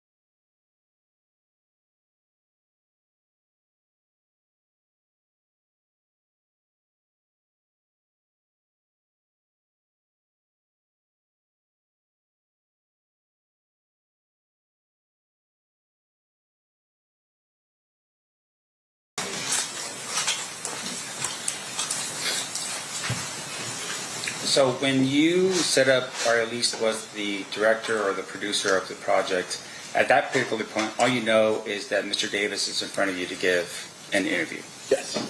And when you had an opportunity to sit down with Mr. Davis, you went through an interview, and I want to make sure I'm clear here. Was the interview done in a way where he promised to tell you the truth? No. I mean, I would assume that he would tell me the truth. Sure. But once again, though, it's not like you're sitting here right now where you swore to tell the truth that you're under oath. Correct. And with regard to the information you did receive from Mr. Davis, did you at any point verify any of it? Yes, of course. I mean, that's partly why I had Mike Dorsey in another room. Sure. So it would be Mike Dorsey and or Greg Kading confirming the information that you are getting from Mr. Davis. Correct. Now, in the event, though, that you believe that Mr. Davis was not giving you the information that was consistent with Mr. Kading or Mr. Dorsey's interpretation, what would have to happen at that particular point? Well, I mean, I also conducted 30-plus interviews, so some of those other interviews in the show would corroborate what he said or not. But once again, I'm asking you specifically about Mr. Davis. No, I'm saying, I'm talking about Mr. Davis's interview. Sure. He provided some details in that interview that I not only did I corroborate those with Mr.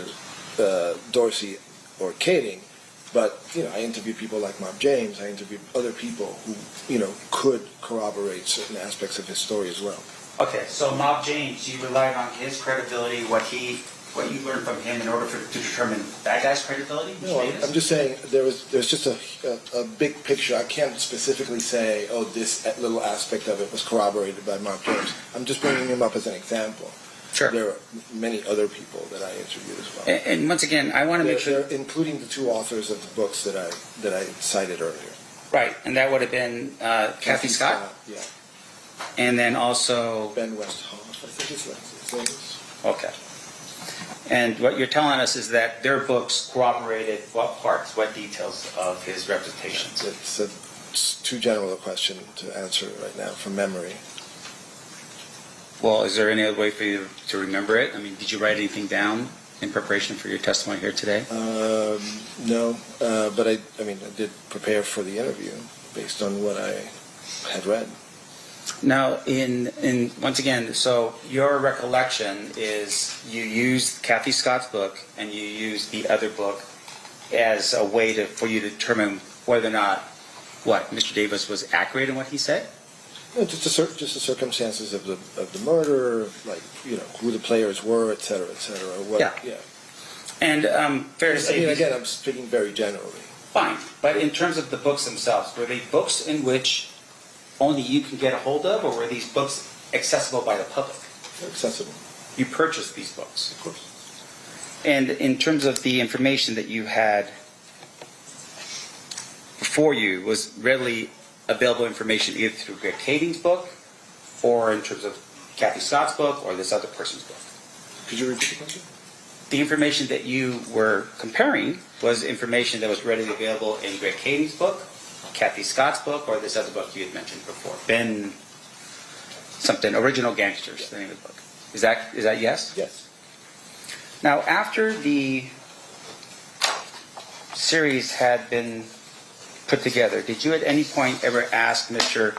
Davis to come back and just double check the series before you published it? No. It's not common practice.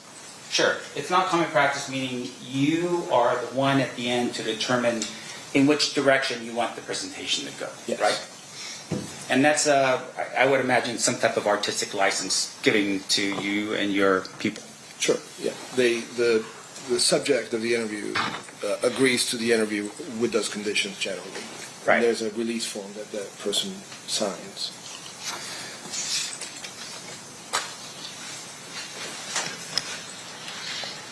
And do you know the whereabouts of Tara Long now?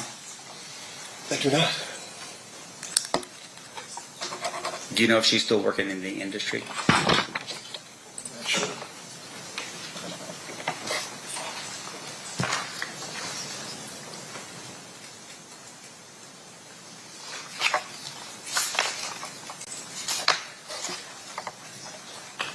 One moment, please, Your Honor. Of course.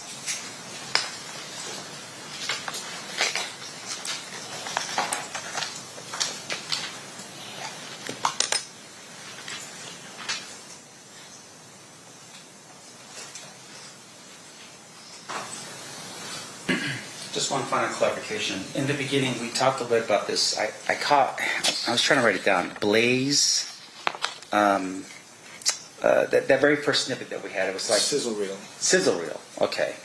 Did you conduct, was that your sizzle reel? No. I mean, it was for the same project, but it preceded me.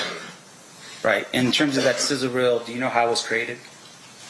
I don't know the circumstances. I know he was brought, that's the studio we shot in, so I'm familiar with where it took place, but I don't know who did it, when it was done, or anything like that. And so in terms... I'm just going to add really quickly that the clip that was shown is sort of a composite between the sizzle reel and then like a promo that BET actually did for the show. So somebody put that together, unbeknownst to me, or, away from my control. Okay. And so, but you don't know who that was? And is that a no? No. And with the way it was filmed and the reels and so forth, you don't have access to those reels either? Of that sizzle reel? Yes. In particular, no, I do not.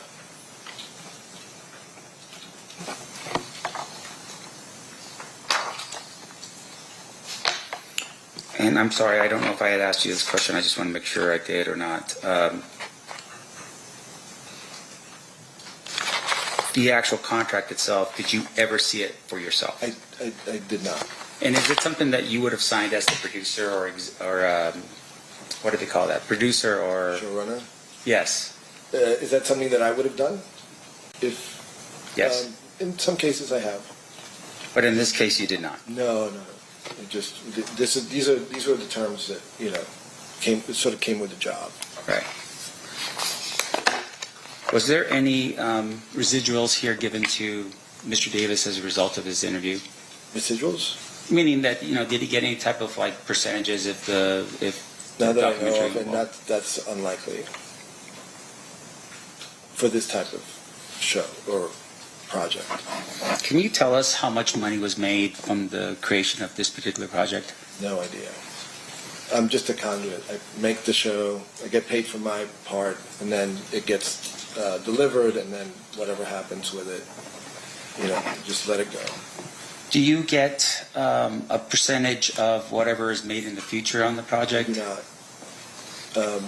Very rarely I get residuals through my union. I belong to the Directors Guild of America. So sometimes I haven't gotten a check for more than $200 for residuals. So in this project you were just paid for your work and no further compensation at all? Not in the documentary world. It's not something that happens very frequently. I see. And can you tell us the difference between, like, say, for instance, the documentary on Shark Week versus one that you do? Those are very different things. I mean, they're both documentaries. I don't work with animals, no.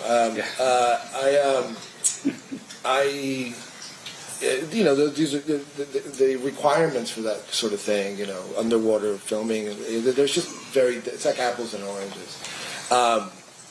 If you want to draw a distinction between reality TV and what I do, I think I can be more helpful with that. Yeah, meaning, so there's reality TV, meaning you're filming a shark doing shark things, versus what you do, which is more interpretive. It's not... I want to be careful about how I answer this. Sure.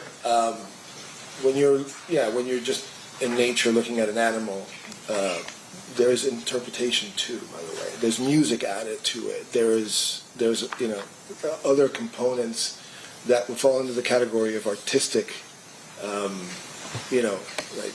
artistic input.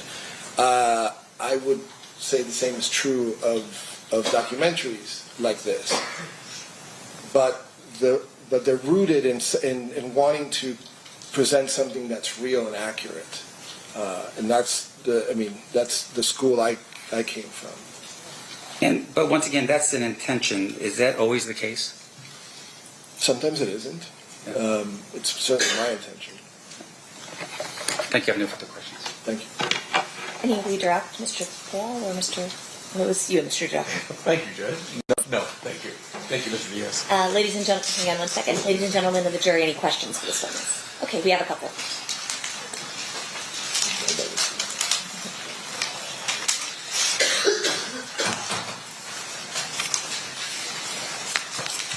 Parties approach.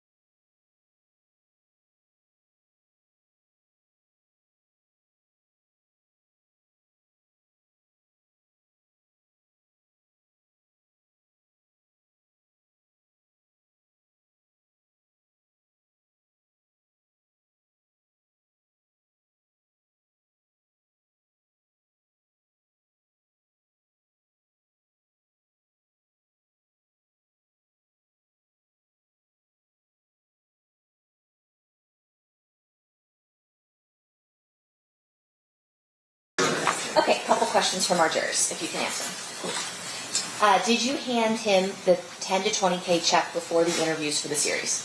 No. How did the film studio obtain the audio recording of the 2008 proffer? It was given to me by either Mike Dorsey or Kading, I can't remember which. Did Duane Davis have any right to approve or edit what recordings or edits were included in the docuseries? No. Was the proffer used to compare or confirm the story Mr. Davis was telling for TV? Yes. How was the decision made to use the proffer for TV? In my case, I just wanted to present as complete a picture as possible, so I used elements that perhaps were missing from the interview that I conducted from the proffer. So I just, it's just little bits that perhaps were not quite clear in what I did, or vice versa. And so the decision was yours, I think is what you're saying. The decision was mine, yes. Okay. Correct. State follow-up questions? Defense? So I just want to share, sir, with your last answer. When you felt like something was completely covered, you used the proffer to help you with that presentation? When I felt that something was not completely covered, yes. Okay. I used the proffer. So not necessarily his own words in the interview, but rather something that was in the proffer recording? It's the same thing. It's his own words. I understand, but I'm just saying that the timeline here, you're talking about the interview that occurs in 2017 versus the proffer that was given in 2008. Correct. Okay. Yeah. No further questions. Okay, thank you so much, Mr. Diaz, for being with us. Have a good day. You're excused. I think the next thing we're going to do is listen to the 2000, which year? 2009. The 2009 interview. Does anyone need to take a restroom break before we do that from the jury? We do. Okay. So at this time, we will take a restroom break. We'll do 15 minutes. During this recess, you are admonished not to talk or converse amongst yourselves or with anyone else on any subject connected to the trial, or read, watch, or listen to any report or commentary on the trial. of any person connected with this case by any medium of information, including without limitation, newspaper, television, internet, and radio, or form or express any opinion on any subject connected with the trial until the case is submitted to you. Thanks for waiting for that. The Nevada Supreme Court says I have to do it. So we'll see you guys back here now at 11:05. Please rise for the jury.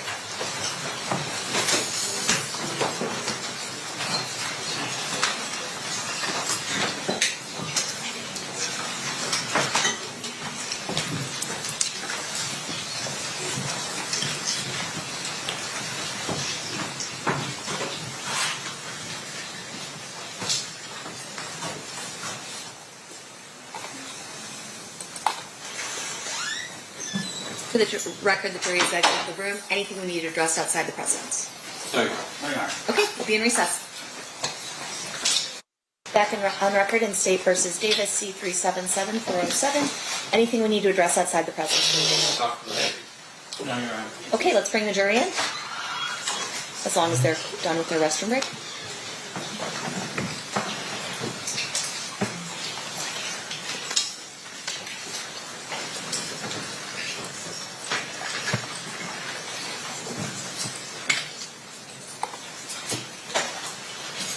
Stand for the jury.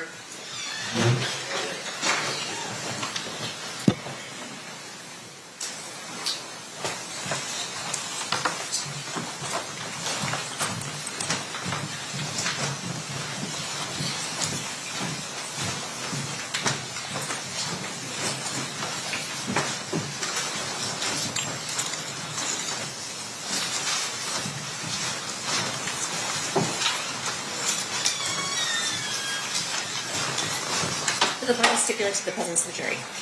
Yes, sir. Yes, Your Honor. You may be seated.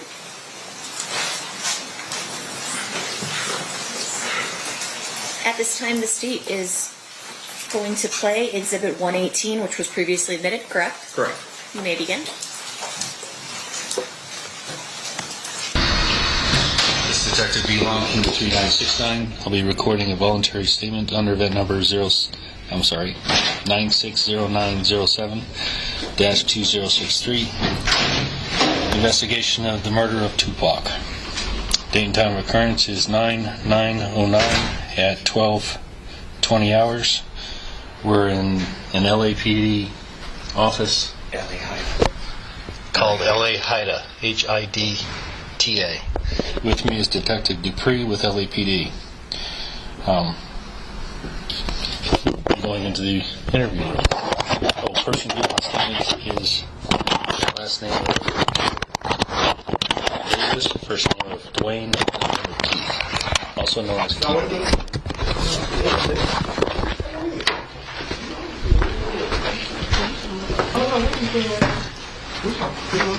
Oh, how you doing? Good, how are you? This is Detective Long, Las Vegas Metro PD, Duane Davis. And this is Attorney Duane Keefe. Nice to meet you. Just one? Yeah, just me. Oh, shoot. Just got one. We all right.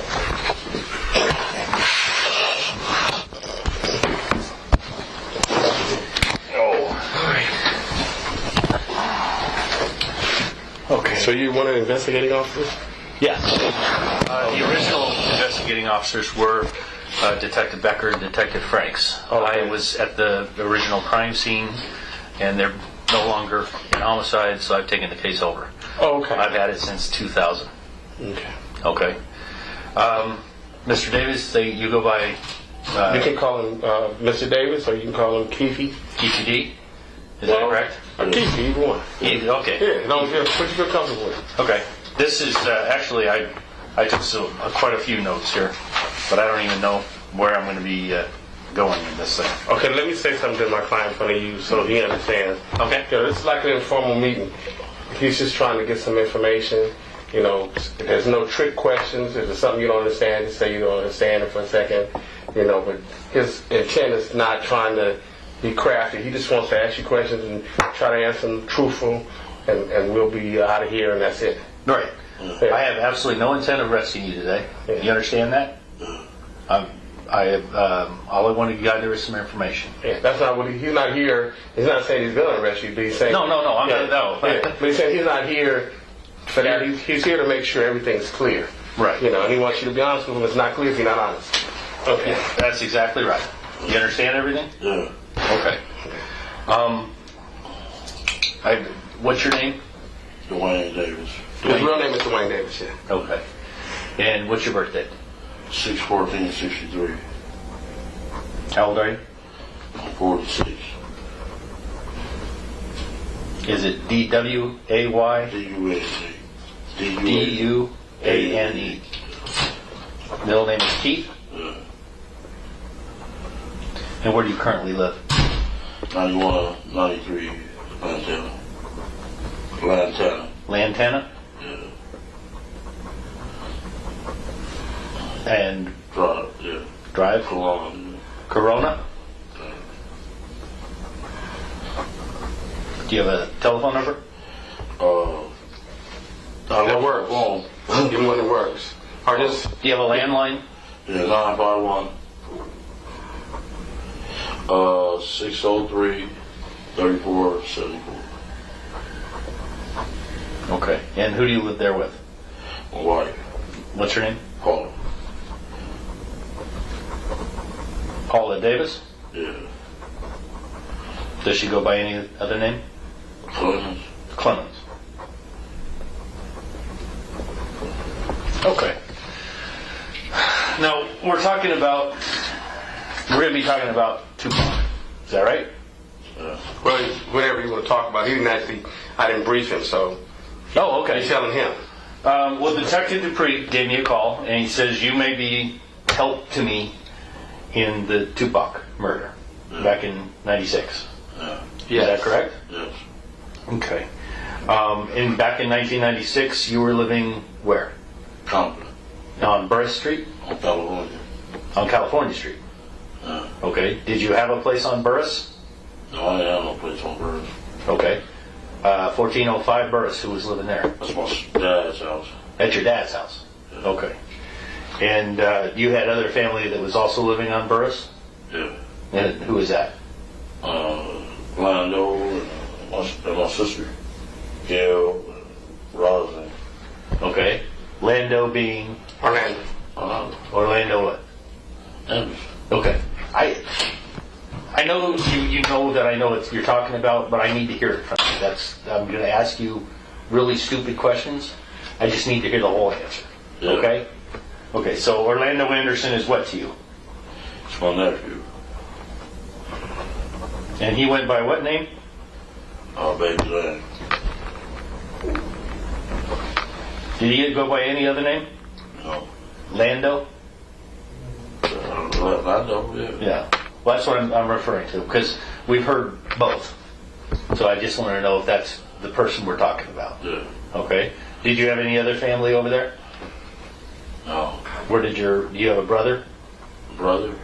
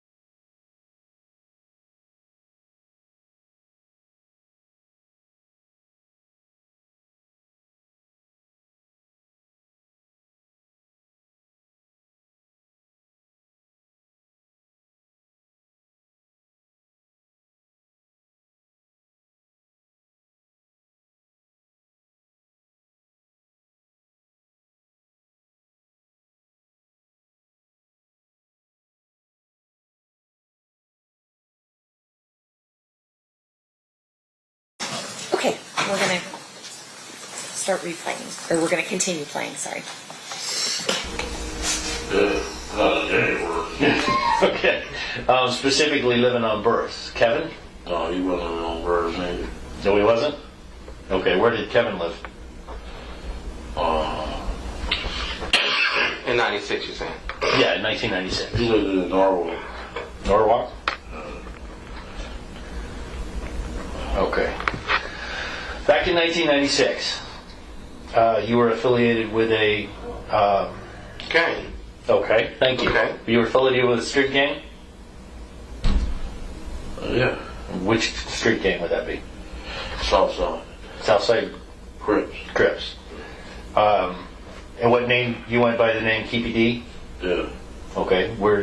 I'm being told that you were running things for Southside. Is that correct? What you think about that, Keith? What you think running things? Okay, let's say were you a shot caller? You using street terms. Just tell them. I was the boss. You were the boss. Okay, that makes it easy. All right. Yeah, I just need to understand how things work. That's it. Okay.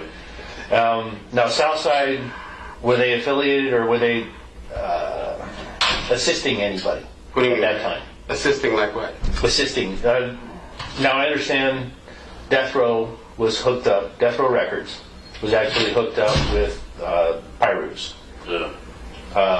Was Southside assisting anybody on the other side? You understand what I'm asking? Who's just friends? Friends with who? With Bad Boy. Bad Boy Records. Yeah. Okay, that's what I was asking. Yeah. And Bad Boy Records included who? Tell them who you knew a Bad Boy in relationship with that stuff. All that stuff. Puff Daddy, Biggie, all of them. Okay. Biggie Smalls.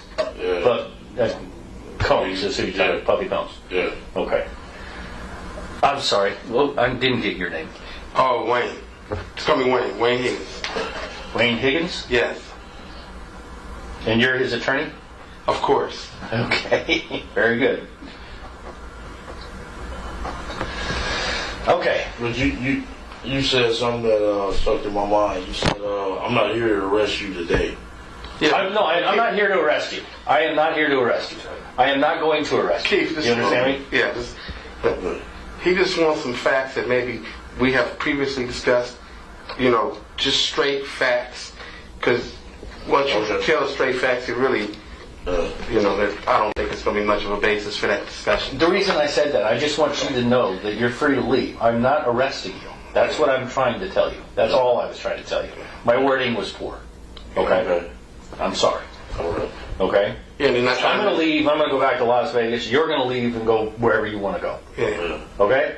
We're good on that? Yeah. All right. Okay. I'm still building up to the night in September, and I'm trying to get some of the background information put together. That's what I'm doing. Okay. I understand that Kevin was there, Orlando was there.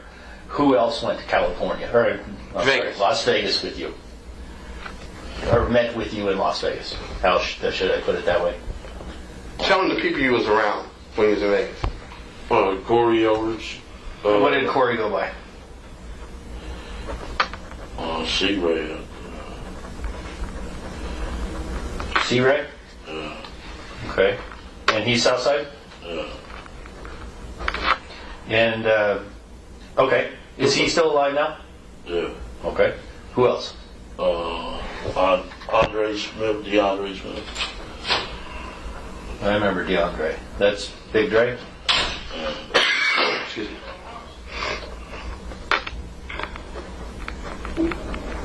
Okay. Who else? Wendell Prince. What did Wendell Prince? Yeah. What did Wendell go by? Win. Win or Wen? Win. W-E-N or W-I-N? W-Y-N-N. W-Y-N-N. Okay. Who else? T. Brown. That's Terrence? No, Terry Brown. Terry Brown. Okay.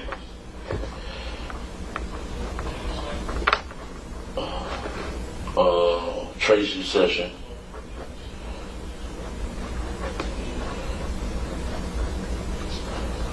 Spelled like that? Yeah. Session? Yeah.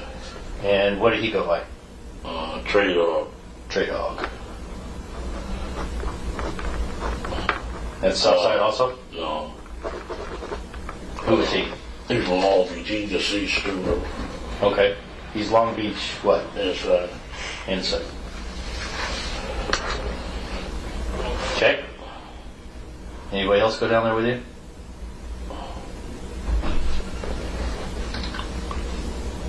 Kitty. Me? No, your nephew. Yeah, he already said us three.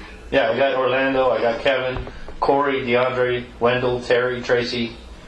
Your wife was down there too, right? Yeah. Anybody else? And Kevin's wife. Kevin. What was her name? Gina. Dina what? Davis.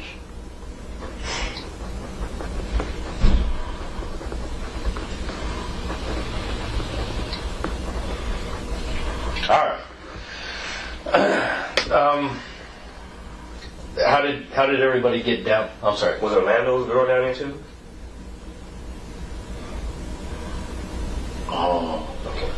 Do you remember who Orlando's girl was? Yeah.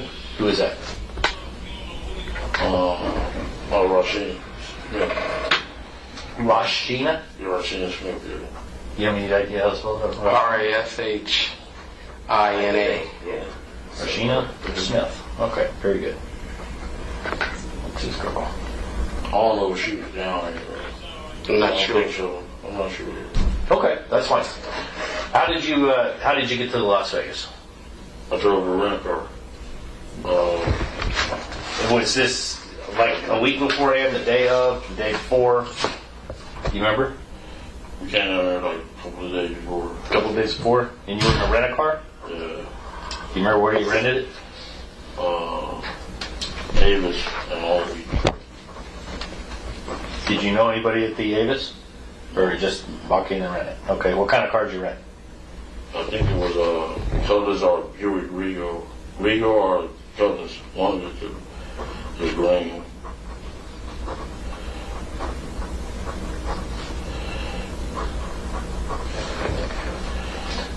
And who all rode down with you?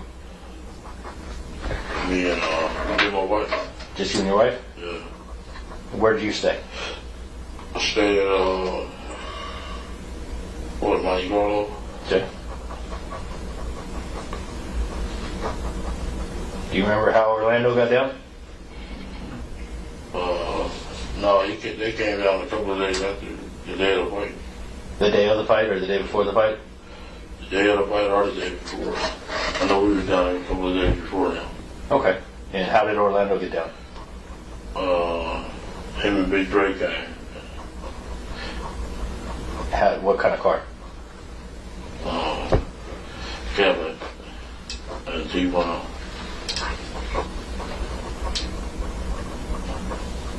Okay. Where did the Cadillac come from?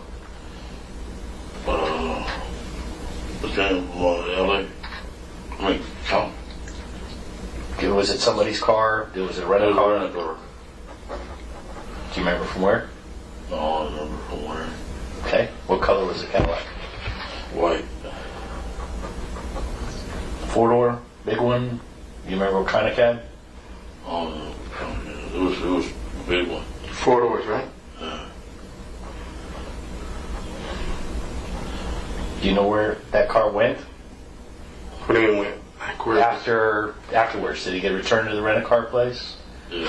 You did? Okay. You don't remember what company it was? No. Okay. You remember who rented it? No. Okay. This is what helps me.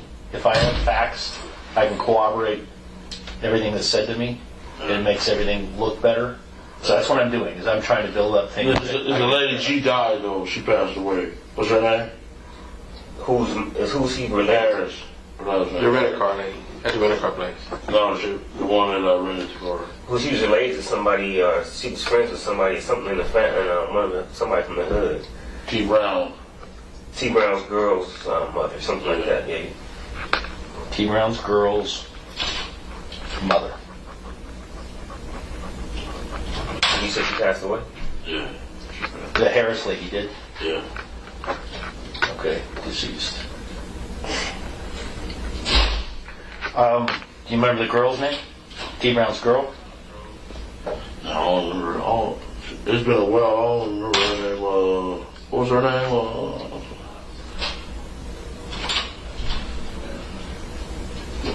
Was her last name Harris? I think so. Yeah. Okay. You remember the first name at all? No. Jeez. I'm trying to remember. You said Tisa or Teresa? I'm not sorry. He was just guessing. I don't think he. Yeah, I'll get back with you on that. All right. Okay. And then who else from Compton went down? Just the people I gave. Okay. Any other vehicles? Oh, wait a minute. Well, how did Kevin get down? They went down in the van. Where did the van come from? I think Corey people they went in it. Corey Edwards people? Yeah. Did Corey drive with Kevin? Yeah.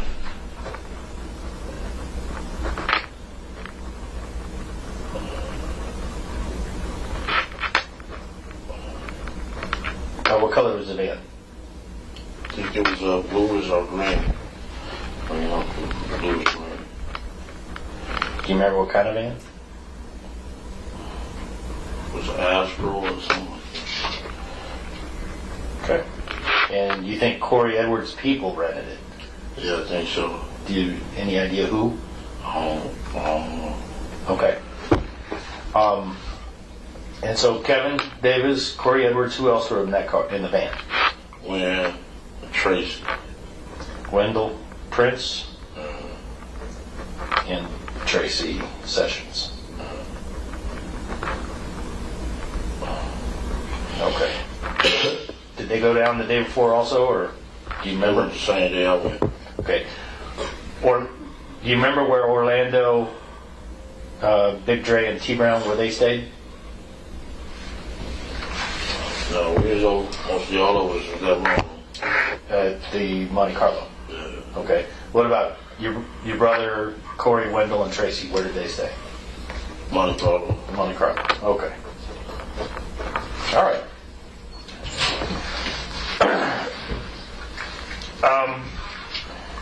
Tell me a little bit about what the problem was between Bad Boy and Death Row. Can you give me any history on the problems they had? They had one Big Jake in Atlanta. Big Jake in Atlanta? Yeah. What happened to Big Jake? Got killed by Wolfie. Okay, who is Big Jake affiliated with? Campanelli Park. Pyros. He was with Pyros. Yeah. Which park? Campanelli. Okay. And Wolfie was with who? He from New York. Bad Boys. Okay. And that murder occurred when? It was a murder, right? Yeah. Was it 95 or 94? 95. 1995? 95. Yeah. So this had been approximately a year before anything happened. Yeah. Is this what started all the problems? No, at the Source Award. The Source Awards? Yeah. Suge got up on stage and said, you know, disrespected the dude, Puffy. Suge Knight got up and disrespected Puffy. Real bad, yeah. Yeah, he made You want somebody, you don't want everybody dancing all on your videos. Come to Death Row. Woo, woo, woo. Yeah. Yeah, basically he said that, you know, if you don't want your executive producer to be involved in the videos, you want your owner to, you know, to carry it with a class act. Come to us, don't come to Bad Boys. Cause they refer to Puffy, because Puffy was always in all the videos. Oh, yeah, he was making a mark about Puffy. Yeah. You know. Okay. And it was a real embarrassing where he did it. Yeah. How did Puffy feel about Suge? He was scared of him. He was scared of him? How afraid of him was he? He was. was scared of him. He didn't even want to come out here. To the California area? Yeah, period, yeah. Because he was afraid Suge would do something? Yeah. Okay. Do you think Suge would have done something? If he could have caught Puffy? Yeah, quite sure. Okay. Okay. I'm just looking for your opinion. Yeah. That's it. All right. Do you know anything about an incident that occurred at the Lakewood Mall? Yeah. Okay. Can you tell me about that? Our little homeboy, he was going to college to play football. He's in the mall. Okay. Who is your little homeboy? His name Marcus. He got killed though. Marcus what? Marcus last name. I'm sorry? Hunter. Marcus Hunter? Yeah. And he was playing football where? He had a scholarship. I think one of them Arizona schools. Okay. And he was at the Lakewood Mall? Yeah, he was getting some apparel to go to college. Okay. He was up there by himself, but he had called everybody else to come because they was going to buy the stuff for him. Everybody being... Everybody from your clique? From our clique, yeah. Don't help him out with the school. With Win, Big Dre. I don't remember who all, but it was like 5 of them, 6 of them. Okay. But the guys was already there. What guys?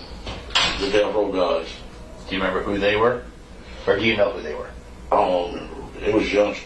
I'm older than them dudes, you know what I'm saying? Right. But they said one was Trayvon, Lane.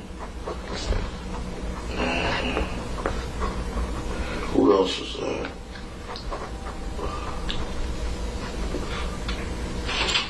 Kevin Wood. Yeah. Okay. K-Dub? Yeah. But some other little guy, I know his older brother. His brother name's Corey. I don't know the youngster name. Corey. You know who Corey's? No. Okay. And another youngster? No, I know the brother. Corey is his brother.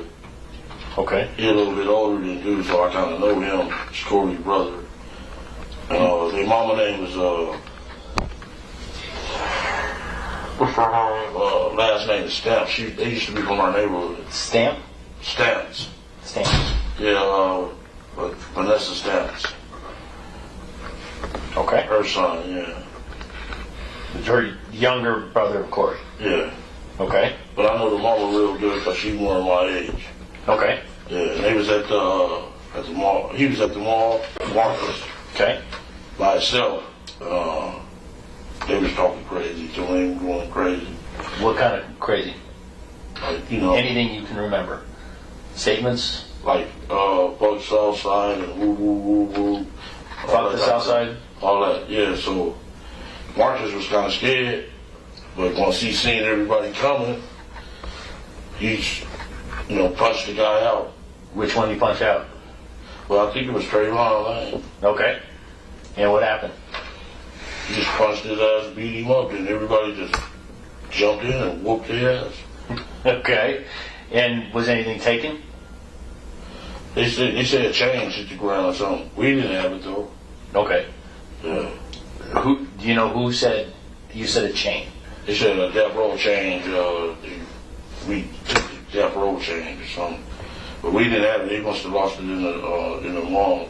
Okay. Right, y'all didn't take the chain. Y'all didn't care about that chain. No. Okay. So you heard, as well as I heard, that a Death Row Records chain was missing. Yeah. But you said that they didn't take it. We didn't get it, no. Okay. Okay. All right. So this fight, Trayvon Lane gets beat up, and I imagine everybody got beat up. Yeah. All right, and that also caused tension. Yeah. Okay. Did any other events happen here in California or in Compton prior to going to Las Vegas? Any other things happen that caused any kind of tension? Yeah. Between Death Row, Bad Boys, y'all, any other instance? I know the car wash man was like, they brought a fucking 150. They said y'all better not go. Some old shit. The car wash guy said what?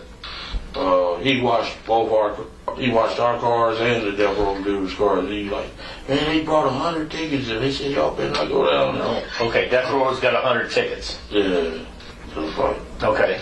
We had been going to the fight since like 86, 87, before the rappers even started going to that shit. Right. Yeah.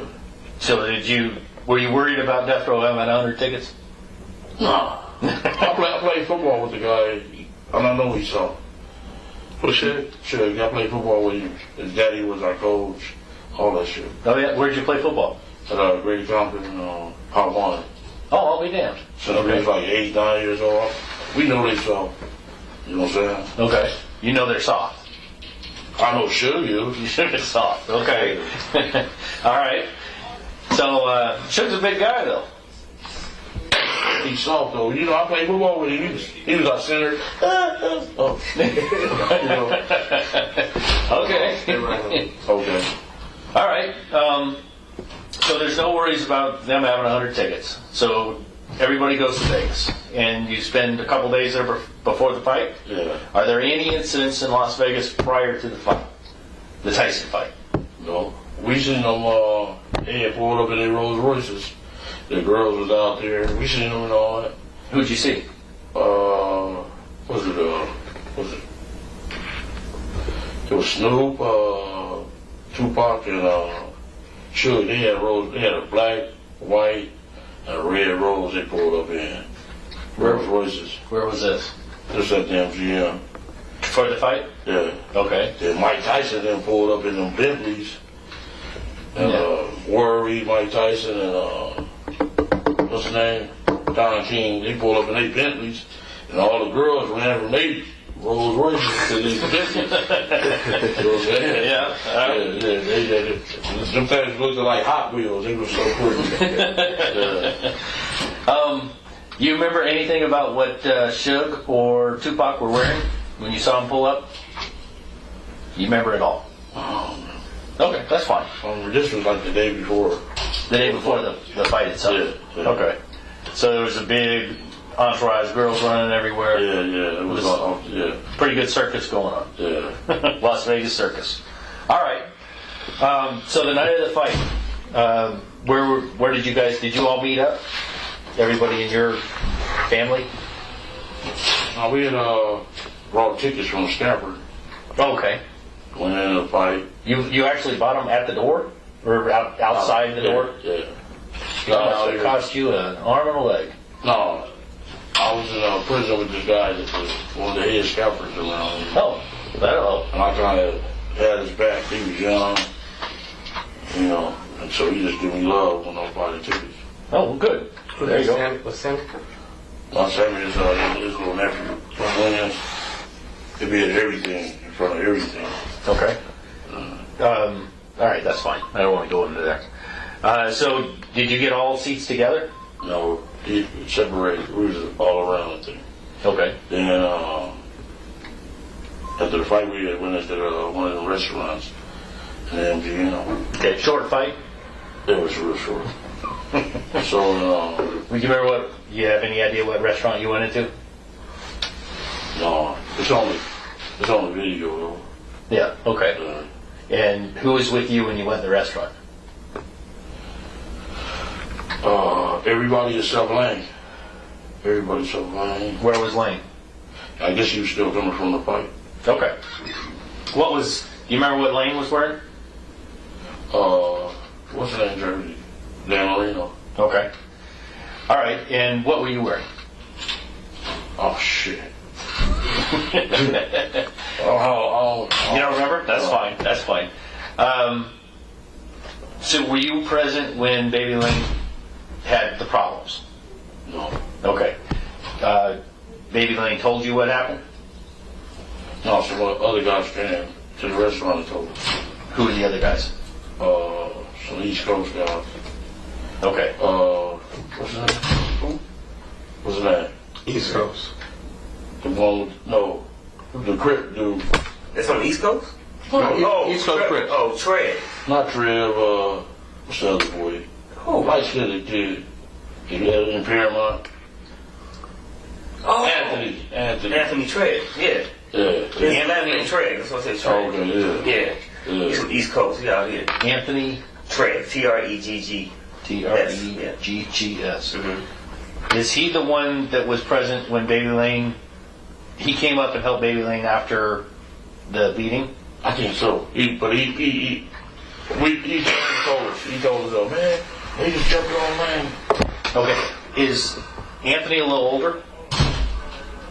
Was he a little older in 1996? Is what I'm saying. No. Older guy. No. There's a male, a little older, wearing a white shirt that comes and helps Baby Lane after the beating. Right after the beating, he stands there with him, helps him get. What's the zip? I don't know.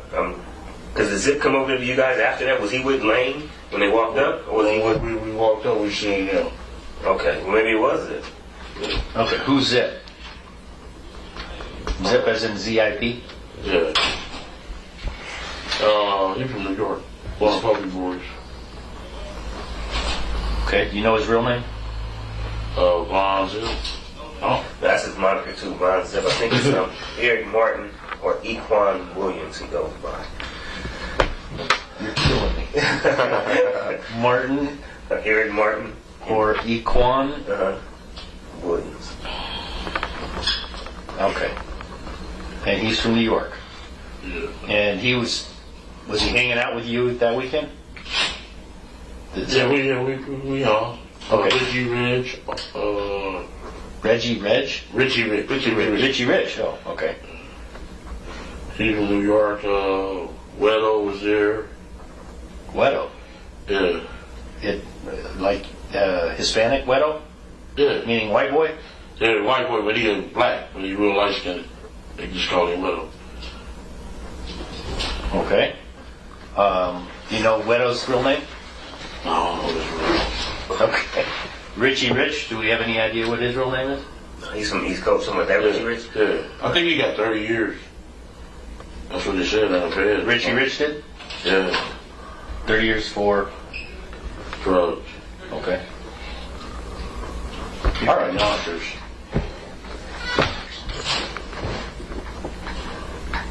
Okay. I'll be able to look that up. Anything on Wedo? Anything I think he's from the Bronx.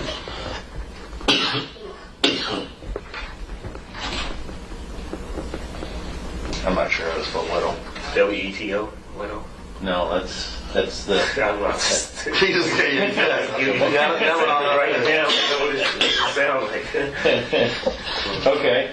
All right, so Zip, you see Baby Lane right after something happened, and he's with Zip and who else? He was with them cats. Zip, Richie Rich, and what? And what is... What's that? What did Baby Lane tell you? They jumped on him. Who? The devil shooting him. But his arm was like out of socket. They beat his arm. His arm out of socket. Okay, so you said Suge. Who else? Suge, Puffy, Trayvon, Tupac. Okay. And they beat him pretty good. Actually knocked his arm out of the socket. Yeah. Yeah. Anything else? Anybody else?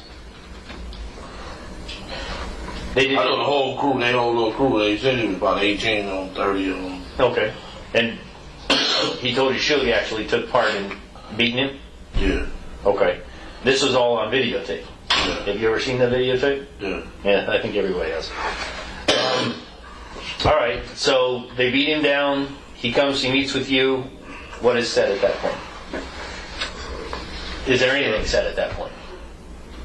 Well, nothing really said. We just went to the valet parking and got our cars and stuff. MGM valet? Okay. Were all the cars there at the MGM? Yeah. Okay. So the van, the white Cadillac, and the Buick. Yeah. You okay? Yeah, I need some water. Cigarettes. Thank you for water. Nothing is said at that point. Do you want to wait for him to get back? Okay. So you go to get your cars. how is Baby Lane feeling? Is he? He's ready. He was actually going to go to the doctor. So. Oh, he wants to go to the hospital. Yeah. Okay. Is he angry? Was he mad? Yeah. I would be pissed. Yeah. I'm trying to. Did he say anything? He didn't say nothing. He was just mad. He was like, I need to go to the doctor, man. Okay. So you go out to the cars. What is Zip and Richie Rich and Wedo? What are they driving? Or did they go to the? He in a black Benz. Black Mercedes? Yeah.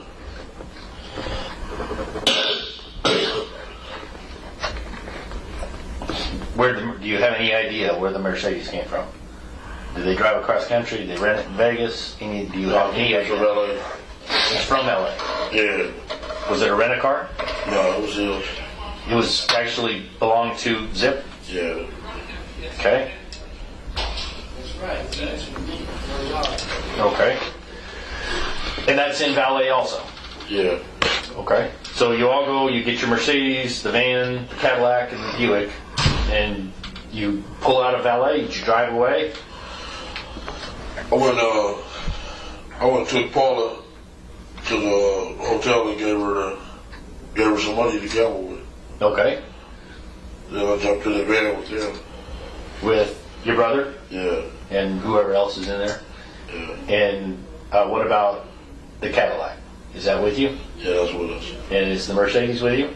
No. That's not with you. Okay, what about the Buick? You leave that at the Excalibur. Or no, I'm sorry, Monte Carlo. Yeah. Monte Carlo. Monte Carlo. Yeah. Gotta get my hotels right. So where do you go from there? We went to Is there any discussion at that point at the Monte Carlo? And you talk about where you're going to go, what you're going to do, anything. we went to the liquor store to get some drink. Okay. That's okay. Hello? Then I jumped in the car with Lando now. With Lando? Oh, you jumped in the Cadillac. At the store. At the store? Yeah. Is there any conversation at that point? No. Okay. And we headed up Flamingo. Okay. You headed up Flamingo or down? Or okay. Never mind. Where's the liquor store? Is it on Maryland? Maryland Parkway? Yeah, there's a liquor store right there on the corner of Flamingo and Maryland. Okay. We was there. Okay. Then we left from there, and they got caught by the light. The van did? The van did. Okay. And we got to Los Angeles Boulevard. Where were you guys going? Were you looking for something? No, we was going to the MG. We was going to the hotel. Back to the hotel. We had our drinks and stuff. Okay. This is where we're at. They leave. He drops his wife off at the Monte Carlo, and he leaves the Buick at the Monte Carlo. He then jumps into the van with his brother and those guys, and they're followed by the Cadillac.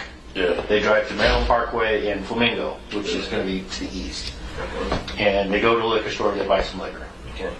They then decide to drive up Flamingo to the boulevard. Yeah. And you're now in the Cadillac. Yeah.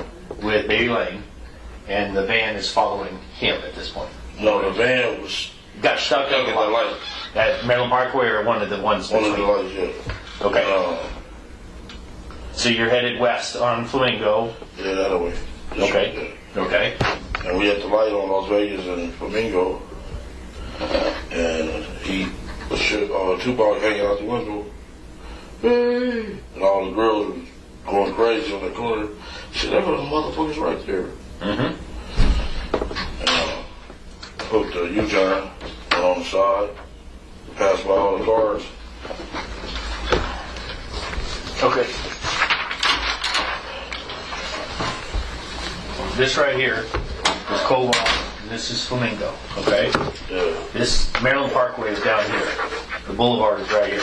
Yeah. Okay? So you drive all the way up, you see Suge hanging out the window. See Tupac hanging out the window. I mean, sorry. Tupac, yeah, Suge wouldn't be able to do it. Tupac's hanging out which side? Passenger side. Okay. Did you see who's driving at that point? Yeah. Who's that? Okay. Anybody else in that car? No, it was just them two. What kind of car was it? A 750 BMW. Okay. Are there other vehicles in line with them? Yeah, a whole lot. A whole bunch? You remember the vehicle right behind it, or do you? A black jet or an SS Impala. Okay. Then there was another BMW wagon. He was on the other side. So it was about 18 cars. Okay. All right. So you come down. There's a turn lane to go this way, and there's actually 3 travel lanes, and then there's a lane to go this way. What street is this? This is Kowal. This is Flamingo. Okay. The boulevard is right here. Las Vegas, yeah, we came this way. Right. Made the U-turn. Okay. And you're now behind the entourage. Yeah. Okay. And we pull up on the gutter lane. Okay. Pull up on the side of it. Okay. Were you in the gutter lane, or were you? It was on this lane, the right-hand turn lane, right here. Okay. And you're in the white Cadillac. Yeah. Who's in the white Cadillac? E.T., Lando, and Dre. Okay. Let's start with you. What seat are you in? I'm in the passenger seat. Well, which passenger seat? Front or back? Front. Front passenger seat. Who's driving? T-Brown.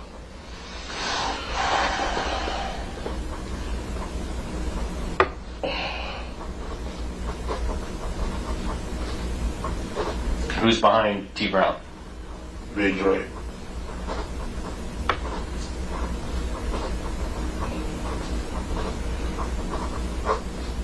And I guess Orlando would be behind you. Yeah.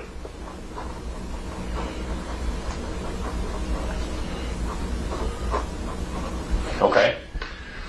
And you drive up on the gutter side, and the BMW, the black BMW with Suge and Tupac, are in a travel lane? Yeah, they're in the second lane. In the second lane? Yeah, in the middle lane right here. Okay. And you said there was another BMW? Yeah, like a BMW wagon on this side of them. Okay. Then I think a bed, SS Impala, all kind of them. It was all black cars. Okay. And so you pull up alongside. Is there any discussion at this point? No. Okay. What happened when you pulled up alongside? Shooting. No, you're not being clear. He asked you, you said got to shooting. What do you mean got to shooting? Who got to shoot? Lando. Dre went shoot, so Lando said, give me your shoot. Okay. So Orlando leaned all the way over from the rear passenger side, and did he get out of the car? No. And shot across Dre. Yeah.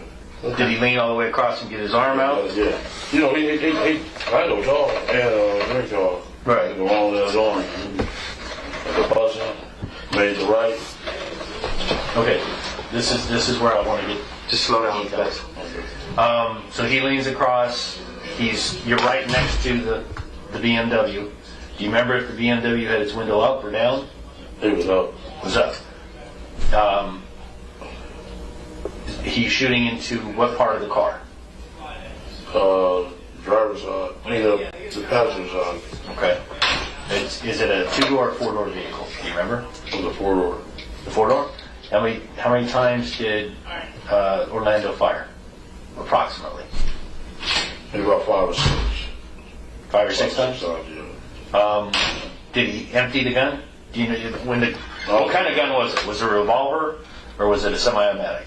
Semi-automatic. Do you know what kind of gun it was? Yeah, from the newspaper reports. No, he's telling me. 40 Glock. Okay, he's telling you what you. A 40 Glock. 40 Glock. Okay. What